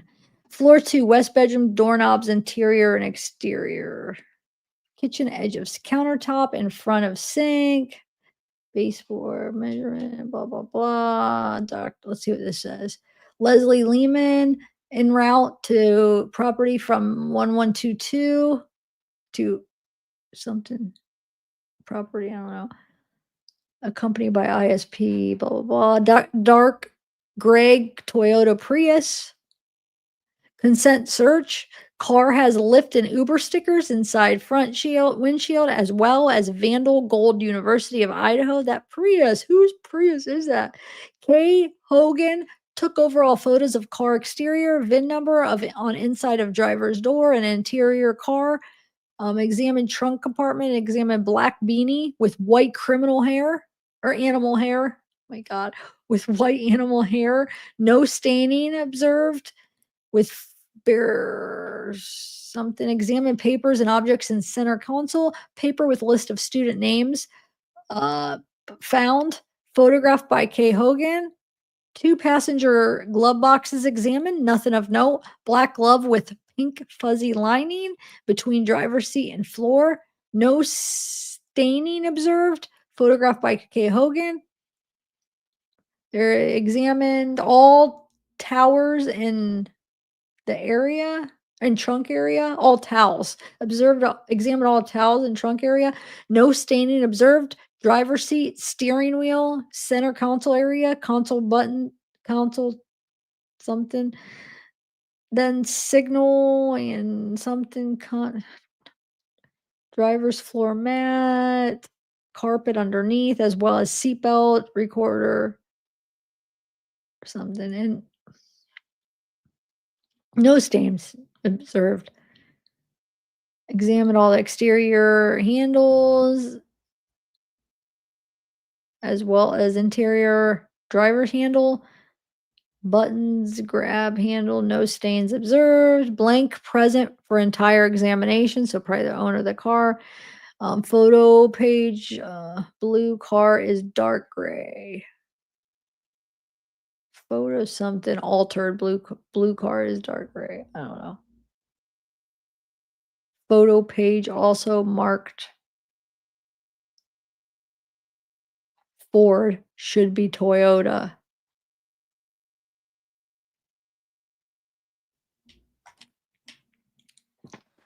Received consent to search blank apartment. Traveling with Detective Talbot and Sergeant Van Leeuwen. Detective Talbot is running video for scene entry and documentation en route. At 2112 entry, front door or something door code. Examined room on east side of apparent apartment, east of kitchen. Visual examined bed, shoes, something as new. Contents of garbage.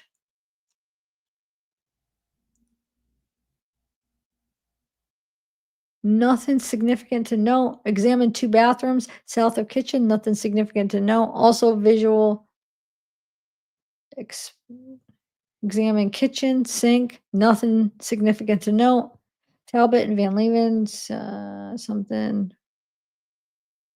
red, brown, drip, impact stain on south hall of entry to apartment 1. Hallway, Z2 positive for that 0 toll test or whatever for the blood.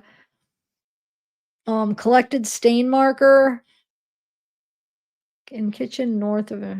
So this is obviously Jack's, that apartment they're talking about. Red brown drip pattern, tested positive.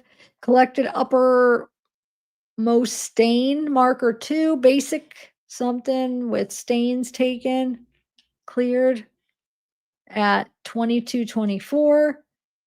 Blank is an apartment building consistent of 2 stories of apartments. Entered apartment 1 on ground level, entered into a hallway with kitchen to north, living area north of kitchen, at least something. 2 bedrooms east of kitchen. Only entered southernmost room. Rooms specifying listed for consent search. South of kitchen and hallway is 2 bathrooms on west side of apartment. Search something at something. Cannot tell color of exterior of building. Oh, search was at night, so they couldn't tell the color of the building. Is that what they're saying? It says? Detective Talbot recorded information that there is a video of a car leaving the scene at 1122 King Road that night of the homicide occurred. There is confirmed tire marks still present at the scene. A photo of the marks was sent to forensic scientist.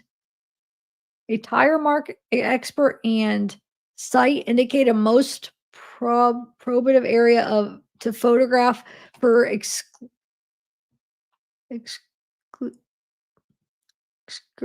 I don't know, purposes in class characteristics.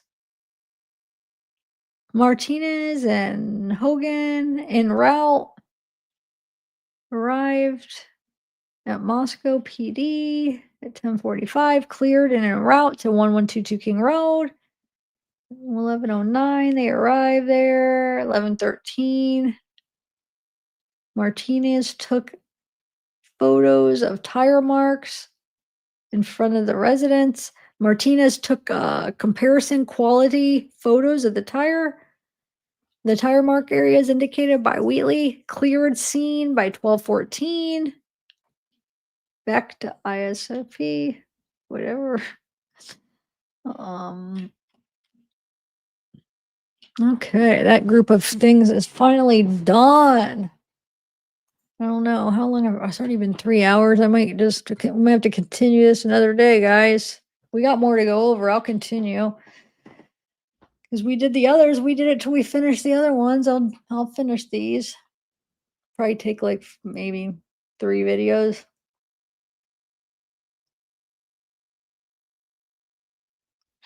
These are all the swabs from, yeah, I'm gonna call it night because my legs are killing. I've been sitting going through this for hours all before the live. So I tried to, though, right after I got done going through them, I had a half hour where I walked around the house to get my blood flowing before I was like, I'm gonna be sitting down more, do this live. I gotta walk around.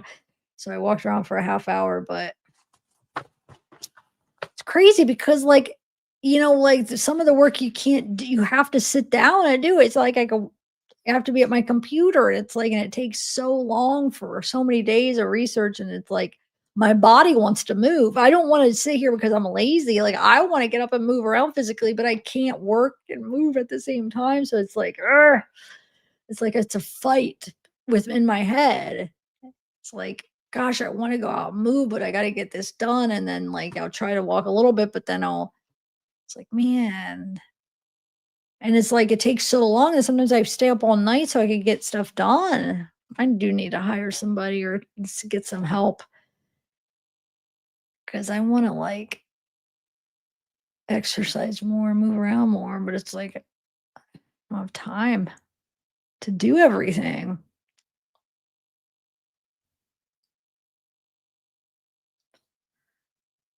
I don't know. I was thinking about that. I was just getting ready today. Like, maybe I should just like I'm so picky about like editing things, but I want to put out more pre-records, but that takes forever, for me to research it, then put it together. And just that video yesterday took like all day, all night. And I think the night before I researched, and then yesterday it took me all night to edit. But anyway, my point is I never even thought about hiring somebody for editing because I'm so picky because not picky, but it's just like I feel like I don't know how to describe it. It's just like since I'm putting it out under my name, I feel like I should do it. But you know what though? I mean, I don't feel as picky at helping like the editing part. I do have to just let loose and just be able to do it if I want to be able to put out more pre-records because I really do. Like I want to like because some people like pre-records, they don't like live streams, but I just don't have time to like I'm trying to get a good mix of it, but I just need to do more like shorts. I want to put out more shorts. But by the time I get done with everything else and I have intentions of putting out shorts, I'm like so exhausted. And yeah, you could do those programs where you throw in an hour video and they break it down into a bunch of shorts. You could do it that way, but a lot of the times there's like certain parts of like videos that I feel like I know what people want to see and I want to like show specific parts. So I probably take too long even when I do shorts because it's like, no, I want to do this specific part. And then if it's the thing is, if it's a video from a video of mine, then I have to re-edit it to fit the shorts formats, and then I'm all picky, so I don't know. It's just but anyway, yeah, I might have to just hire somebody to edit. I don't know how to go about I've had people email me, but I don't even know like it looks like I don't know when I get spam, like if people like try to sell you things, sometimes I don't know if it's like a legit offer or if it's just somebody trying to rip me off. I don't know. There's so many scammers out there. Like for instance, like sponsors and stuff. I get probably 10 sponsors but I think I just view them all as they're probably just scams. I don't know. Because like would they really? I mean, wouldn't it be more like I feel like a lot of the people that get sponsors have somebody helping them and they reach out and get them. And the ones that because I've been told in the past that the ones that reach out to you, they're probably scam. So I have it in my head that they're all, but maybe they're not all scam. I don't know. But I get like, video games, or I get some random things like what was the one that made me laugh? Because it's like that would be hilarious if I freaking sponsored that product. I can't remember what it is, but it made me like, 'cause I'm like thinking like, if you even know my content, what would make you think I would want to promote? Or like people, the best, and these where I know they're scams. The best is where somebody says, I get a lot of these too, where they'll start off like, and they start off like legit, like where like a lot of like people do like normal, like people that are just like viewers or something will start off, and I'm like, oh, it must be, oh, that's nice. And then I read and I'm like, so they'll start off be like, man, I've been watching you and I love your content. It's, and just like say this nice stuff that you think they're actually are watching you. And then in the end, they're like, they try to sell you something. They're like, and that's why I think it'd be perfect if blah blah blah. And I'm like, oh my God, you almost bought, like that almost sold me that I thought you were a regular viewer. And then it just, by the end, you could tell that they have not watched a single video of mine. They're just trying to sell me something.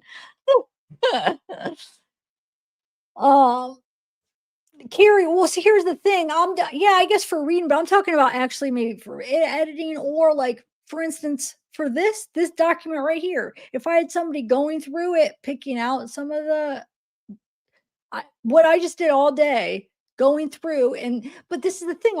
Somebody has to understand what would be stuff you could just, that you wouldn't want to go over. Like they might look at all that DNA research and be like, oh no, that's important. But like for something like a live, like no, that's not something you should present on a live, because it's like DNA is good, but I'm talking about the way that this is with all these numbers, and it's too in depth where nobody's gonna understand it. Even if I probably would be able to understand it if I just looked through it, because I was always really good at it. But I'm saying you can't present that. So I'm just wondering, like, how is somebody gonna know when they look through this?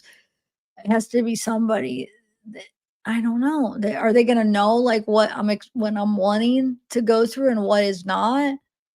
Like going through 2,356 pages, if they could have just went through and like basically did what I did, and picked out pages that, okay, highlight these pages would be good to read through. These ones will skip, because I mean, I'm skipping like half of them because it's just not, it's not like video material just to read through. It'd be too much. But are they going to understand that? And a lot of times the documents, they have to go through and pick out what's like the ones where they release like hundreds of different documents. I like the repetitive stuff that it's like stuff that we've already been through over and over. Like you could throw that out that we already talked about a bunch. So it has to be somebody that's kind of aware. And that's where I'm scared. It's like, are they going to know? Like, I don't know. But that would have been helpful. Something like that. That would have saved me all day, where then I could actually went through some of it in depth and kind of understood it better. Or I could have worked on like some of my Patreon, or I could have worked on the David stuff or whatever. I need to, or I could have went on a walk and got some exercise and moved around more. So yeah, I'm thinking about it because it's getting to be too much, and it's like unhealthy, because my body's saying I want to move around and do things, and I'm stuck here in this seat and I can't, like, you know what I'm saying? Yeah, I'll put in 8 hours a day. I'm like, I'm not, but that would be put in 8 hours, let's say like doing 40 or maybe even 60 hours a week. That would actually be less than what I'm doing now. I would like to actually get it to do like 40 hours a week, but like even 60. But some days, you guys, I'm not joking, I will sit here for probably like 18 hours a day, where I sit there all day, all night, stay up all night, and I barely move because I'm editing or I'm working on something, and it's taking that long. I'm not even exaggerating. And sometimes I do it like 2 nights in a row. It's crazy. I can't. It's so unhealthy. And it's like, I can't, I gotta stop. I got to. It's so unhealthy. But it's like I'm not doing anything bad. I'm like trying to build my channel and get out good information. It's like maybe it is about time to try to get some help. It's just I feel like I'm so all over the place. I need somebody to even to explain what I need. It's like overwhelming because I don't know. I have to because I know, Carrie. I know. I'll try, like, I'll get up and I'll try to, like, okay, I'll, like, maybe walk around for, like, 5 minutes to try to get my blood flowing, but it's like, "Oh, I gotta finish it," and then it's like, "Oh, I can't." I'm not trying to complain, but my point is, I'm throwing it out there, and if maybe somebody really hears what I'm wanting, and maybe there will be somebody that will or Carrie or whatever, whoever, because I just have to do it. I've been talking about it and putting it off, but, like, I can't keep doing this. And the bigger thing is I wanna be able to put out more stuff, like, pre-records and I'm still not like, I'm putting in all these hours, but I'm still barely getting that much out because it's just you gotta research, you gotta edit. So, I think, like I said, and I've never actually even thought that I would want somebody to edit because that was never anything I ever asked anybody to do. It was always other stuff when I was like, when I have tried or if I've talked about like, oh, I should have somebody help with this. But I think I want to hire an editor. I really do. I think I'm going to do it. I'm just not going to worry about it. I got to find the right person to trust them and what I want and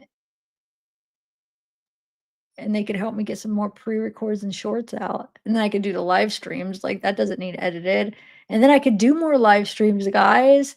Cause yeah, I don't do a lot of live streams because 'cause I'm behind the scenes doing crap, but I could do live, and then I could do, like, 4 live streams a week or you know what I'm saying? I could be more consistent on that, but so, yeah, I might, guys. I'm throwing that out there. Does anybody know an editor that I could trust? I also, like, have to have somebody I could trust that, like, wouldn't I have to be able to really trust the people. That's why I almost feel like I should a part of me feels like I should just hire somebody off, like, just that's not even a part of this world. I don't know, for the editing part. That just does, like, editing, but it's not necessarily, like, a part of any of it, that they're gonna be, like, totally separate from anything. It's not gonna be somebody that's in the community as far as the editing. Now, Carrie, I as you see, there's probably other stuff I need help with, but the editing, just have that completely separate. I feel like it makes it, like, a little bit less messy, you know? Um, alright, guys, yeah, that then maybe, yeah, that I could even have somebody help with that too, yeah. Cause that would've been awesome. I was, like, thinking also on that, like, what if I had somebody who could just have done that? Like, that it's not hard. This document really isn't, but it's just time consuming to going through and, like, just marking down pages that you just don't need I don't need to go over it, condense it down, and all the person would have to do is just highlight some of the stuff that would be, like I probably could have took out more if I would have more time, I'm just but, like, a lot of this is, like, repetitive stuff, so if I would actually had more time to do it, I probably would have not even kept as many pages in as I did. Because like, look, this page up here, like, we already went look, right here, we already just went through this a bunch of different times, so this coulda just I could just skip that, and you know what I'm saying? A lot of the repetitive stuff and just but yeah.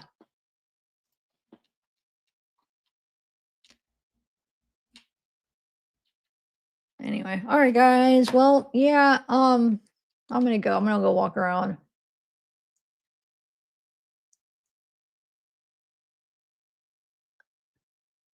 No, I know. I know. It's just me because I just. All right, bye, bye, guys. I love it. Don't get me wrong, but I just want to have more time to, do and be with you guys and stuff, and then behind the scenes, and I don't know. I actually love editing. That's actually one of my favorite things of here, but it's like it's just too don't get me that I hate it because I love it. I love doing it, but it's just so time consuming because the way my brain, like I'm OCD, I do. I mean, I'm not one of those people that's like a lot of people will say they have it, but I actually been diagnosed. I have it. I have a pretty, I feel like kind of on the more severe now. It's not a mild case. I mean, I have a one that like it does affect me. To a point where it does affect my functioning, but not all the time. Like you get breaks, but as I'm learning, that's pretty normal where you have, it comes in like waves where it's like sometimes it's really bad and then it lets up a little bit. But my point is when the editing for editing, I feel like it makes me take a lot longer because it's not that I'm slow at doing it. It's not because of that. It's because I am so OCD, like about certain things that I feel like that I shouldn't be. I should just let it go. And it's like, but because I'm doing it, like even in my head, I'm like, okay, I'm not going to worry about that. It's stupid. It's not even, so let me just go through it and make it easier. But because then I'm doing it and my OCD will not let me not do it. Like I can't. So then if I have somebody else to do it, I don't have to worry about these little things that shouldn't be something that I worry about editing out every little note. You know what I'm saying? Like it shouldn't be a thing and it's stupid. So it just makes it so long. Not that I mean, editing does take long for certain things, but like it doesn't have to be as long as I make it. But I can't do it and not do it. I can't. It just I ended up doing it every time, and it's like, oh, I can't. Oh, cool, J Ray. Hi. But yeah, do you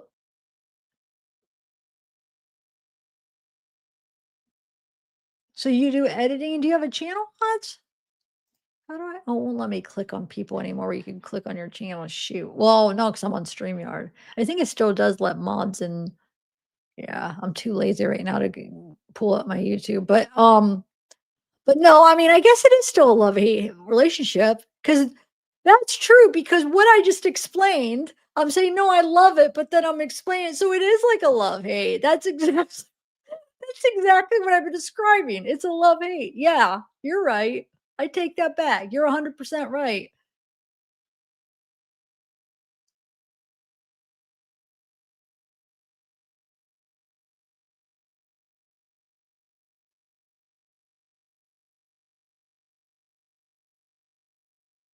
For these 2? What 2? You said these 2? Like in chat? 2 people in chat? Or who? You said I do it for these 2? Or you do it for you?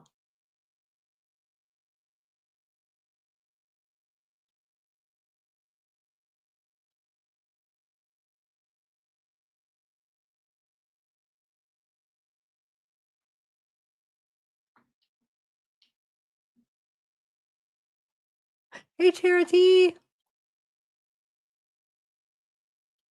Reverend Wayne. What kind of content is it, Odds? Never heard of it. Um,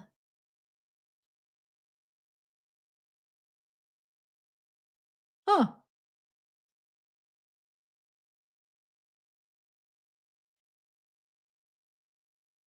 It does. Dink, you're right. Everything takes longer. It does. And then that's just like, with OCD also is like stuff where it's like where I just sit there and the intrusive thoughts and the thing that I don't know, it's hard to explain. Like I've talked about it before, but then that takes away time when I get through it. I have to when I do that. But it's worse at certain times and it gets a little bit better and it gets worse on that part, like the intrusive thoughts and the repetitive stuff with the thoughts that I have to do like that. That's what I'm talking about actually. Though it's like waves. Now the stuff with the editing, that would be like a constant. That's always gonna be there. But okay, let me see what you're saying, Odds, because I'm a little bit confused. He's a reverend. Okay, cool. Aw.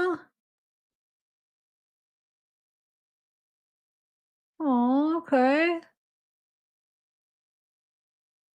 I don't know who Amy. What kind of content is that?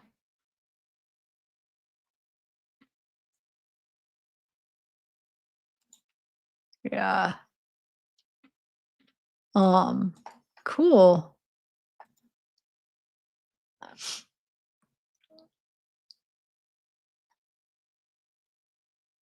How do you have it under control? Are you on medicine? I've never been on medicine for it, but I was gonna do the therapy and then I don't know, I still might try to do a what's it called?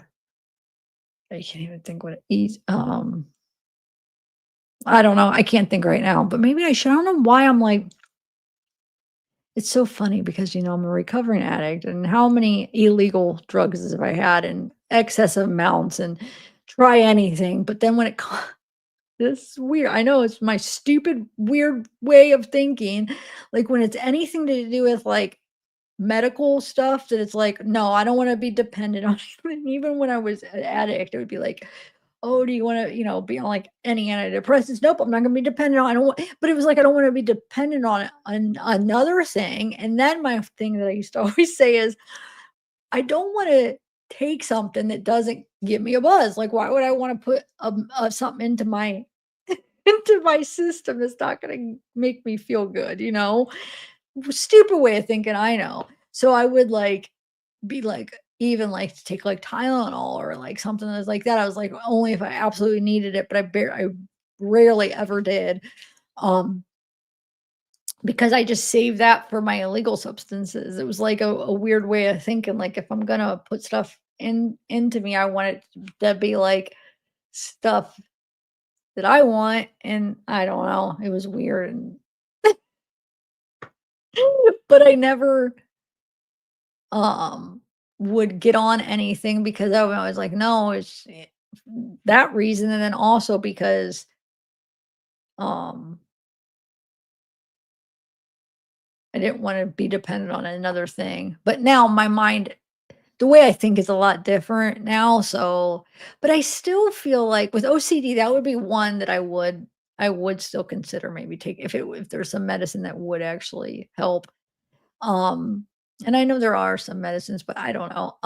But as far as like for like, when I was having like real bad anxiety and stuff, like right when I first got sober. I know my, counselor was trying to get me to get on, like, a medicine, like, antidepressant and stuff. I'm like, "Nope," or anti-anxiety, same difference, I feel like um, uh, but I was like, "Nope, I'm not gonna do it, I'm gonna do it myself," and I'm glad I did. So, I never took anything for anything like that. I'm not on anything, just like, the warfarin, blood thinner, but, what are you taking medicine was my whole point of that story was to ask you, are you taking something for it? Because you said you got it under control. I explain it a long way here.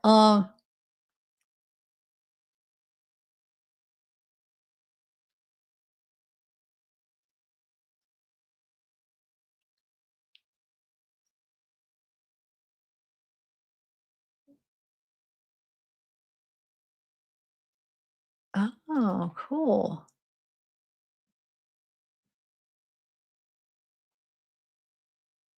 Yes.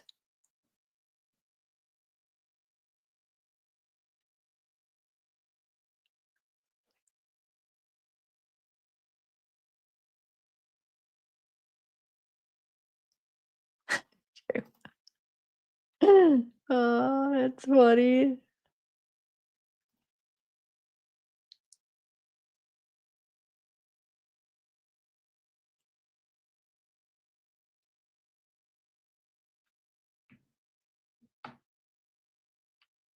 Oh, tie-dye gammy. Okay. Okay. Huh. Wow. Well, maybe I would like to try something like that because I just um, that's the thing. I want to take magnesium. I can't. It interacts with the warfarin. I was gonna take it because my mom will give it to my grandma sometimes, and it really helps, like, for her to sleep and stuff, and I just I've been hearing lately how it's, like, really good, people have been taking it, but it's something they don't at the clinic I go to for my warfarin also, it's like I don't know, I should ask them if I do take it regularly, because sometimes you can get your warfarin adjusted to something that affects it, but why do I feel like that was one where it was like there's some things where they'll say, like, yeah, they recommend, okay, you could do that, but then you just be consistent with it. Well, you have to adjust your warfarin accordingly for how much, you know what I'm saying? If it increases or decreases it, then we just have to adjust it. That's all. And then just as long as you stay consistent.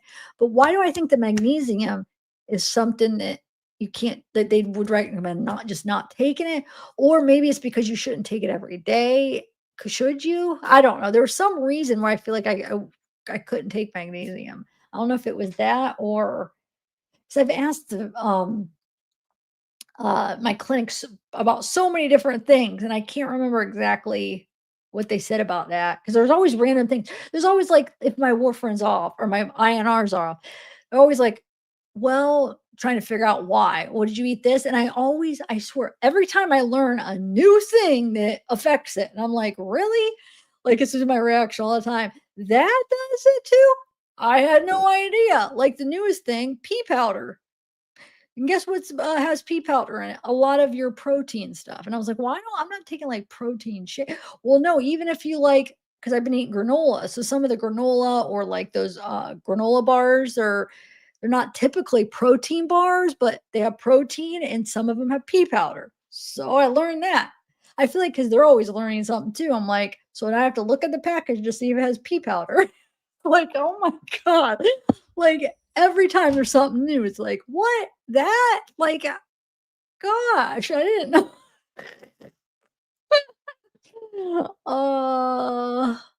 It's crazy. Oh, nice. Okay. Let me look up magnesium real quick and remind myself exactly what it said with the warfarin.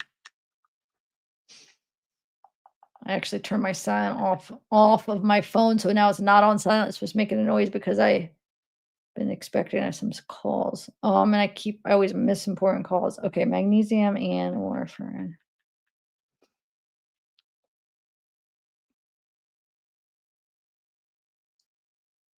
Yes, it can interfere with it. Lower the effectiveness.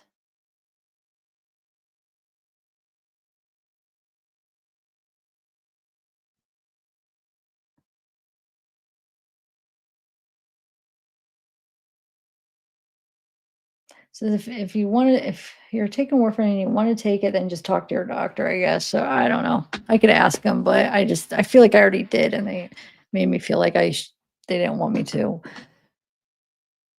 Oh, because I have had two different pulmonary embolisms. Um, I actually technically 3 because the first time I had it, I didn't know what it was, blood clots in my lungs. I didn't know what it was, so I didn't do anything for like a month. It got a little bit better, and then I had it then I felt the pain on so it was on one side of my chest, and then I felt the pain on the other side of my chest like a month apart. So I count those as 2. Okay, so then I figured out I had it. I got on blood thinner for a couple of years, got off because they tested me for things. They said I didn't have any of the clotting disorders, which I come to find out I end up having one of them. And then get off the warfarin, have another really bad. I mean, there were another bad pulmonary embolism where it was in like the aorta, where she said that like she was worried about it may have affected my heart.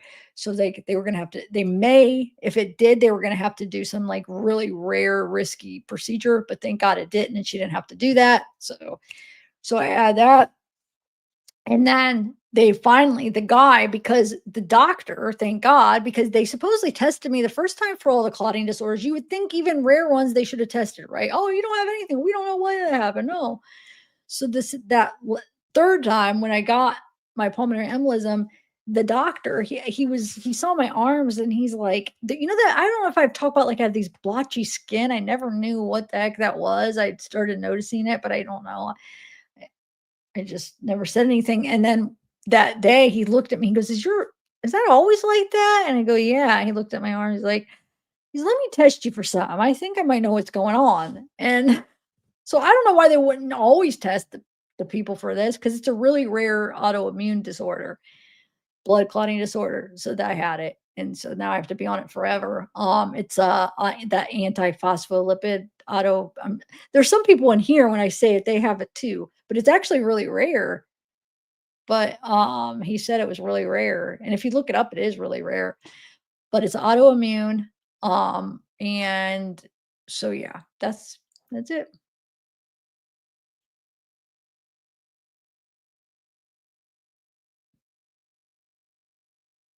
All right, I better go now. Talking about blood clots, I want to walk around. It was nice talking to you guys. We will talk. Yeah, odds and Carrie, we'll talk. I mean, I have an email if you want to email me. Yes, everything. I know it sucks. It sucks.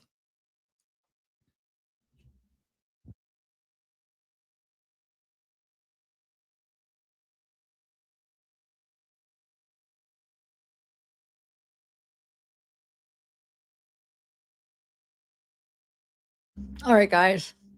I could tell when I'm dehydrated. Okay, so my left side, or I don't know if it's always the same side, but my cheek will kind of twitch a little bit.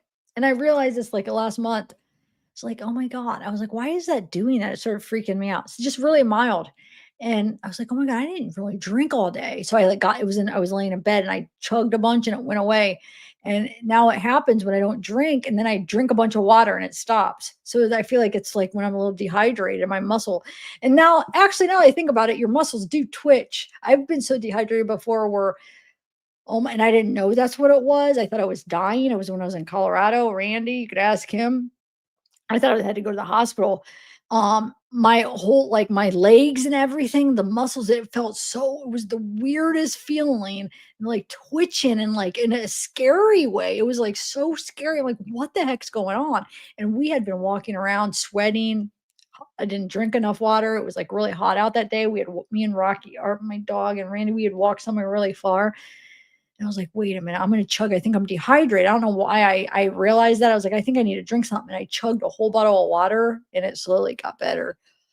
But yeah, so it's, twitching muscles is a sign of it. So mine has been happening in my little cheek a little bit. And then I drink a bunch. And I guess it's a good way to keep me in check to know when I'm dehydrated.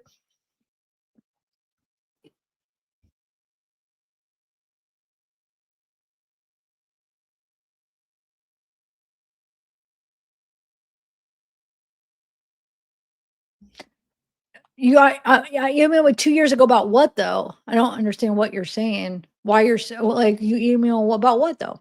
Are you asking me something about an email about 2 years ago or no?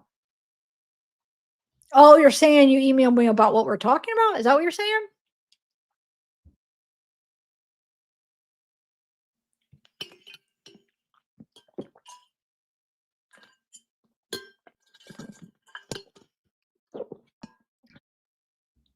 No, no, it didn't wake me up. Are you talking about the twitching? No, I was laying in bed. I didn't fall asleep yet. It didn't wake me like out of my sleep or anything. No. I just hadn't fallen asleep. I was laying in bed, I think watching YouTube. And it was like, I was like, what the heck? And I got out of bed, but it didn't like wake me out of bed. No, it was before I fell asleep. But I didn't, maybe it would have. I don't know. But now this is like the third or fourth time it's happened since. And I know. And I'm like, oh my God, I didn't drink enough water. So I chug it and then it goes away. I shouldn't let it get that far. It's because I forget I'm here and I'm just trying to stay drinking coffee and then you don't understand. Like, I think I do think it's a part of the OCD too, where it's like, I have to finish something. Like I hope, like if I'm working on something, I won't pee. I have actually talked to Cakeward about this too. She does this too. She has OCD. So I know this is other people have it too, where it's like in my head, I won't let myself like even drink water or pee. Okay, I'll pee. I'll just pee when I'm done. When I'm done. And like hours pass and hours and I never, and like I'll hold it so long. And I'm trying to be better at that because it's like I think it's an OC I think it has to do with my OCD where it's like it won't let me until I finish. Like I'm like, no, I have to finish this. I have to finish this first. But the problem is what I'm working on takes so long that it's like and it's like a reward. Like afterwards, I don't know. I don't even know what it is. It's some weird thing. Like I guess is it like a reward? Like I've reward myself after, or if it's like that I just can't stop until I don't know what it actually is. Why? It's just my head. It's messed up. Oh, you mean help me with like my channel? What did you do?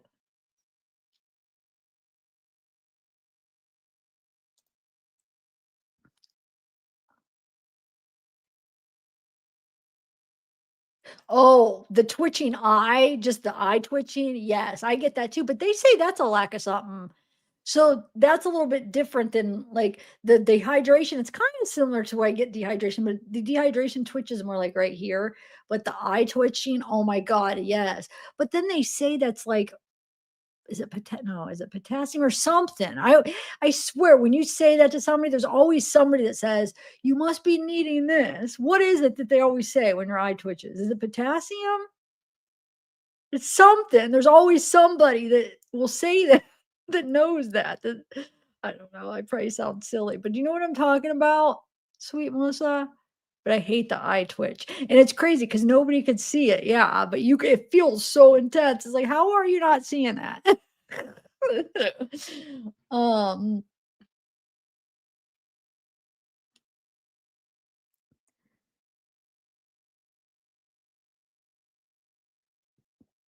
mm,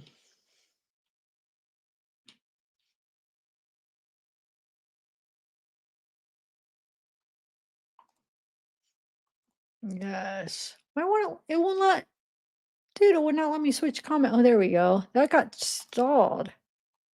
That was weird.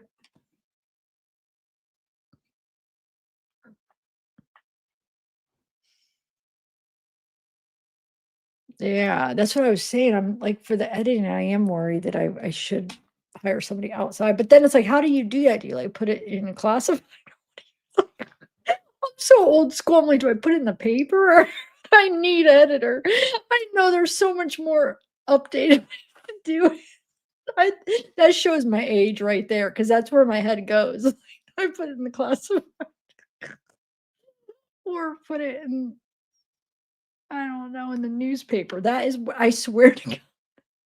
That's what I was just even thinking about earlier. I'm like, "Do a class," but I know, like, in my head, it's like, "Wait, slow down. There's something online. There's places where you hire people." I could just Google it. I know there's a new ways to do it. Hey, Jocelyn.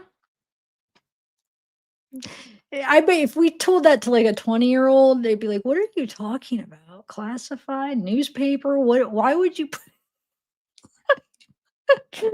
Oh my gosh.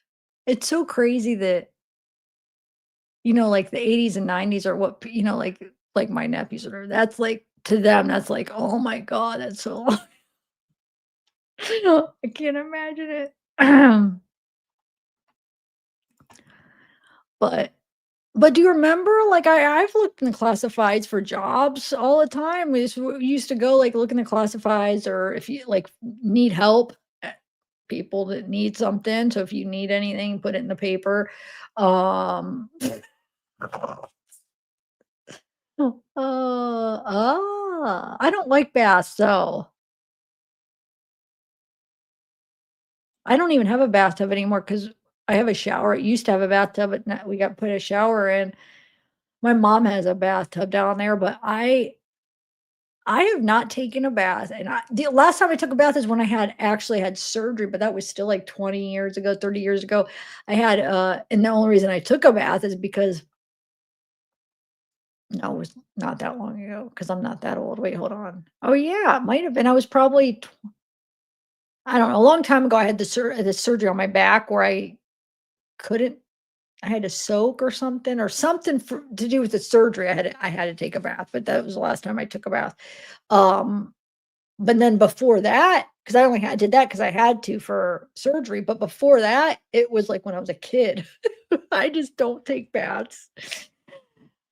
All right, bye guys. I'm gonna end it. Bye.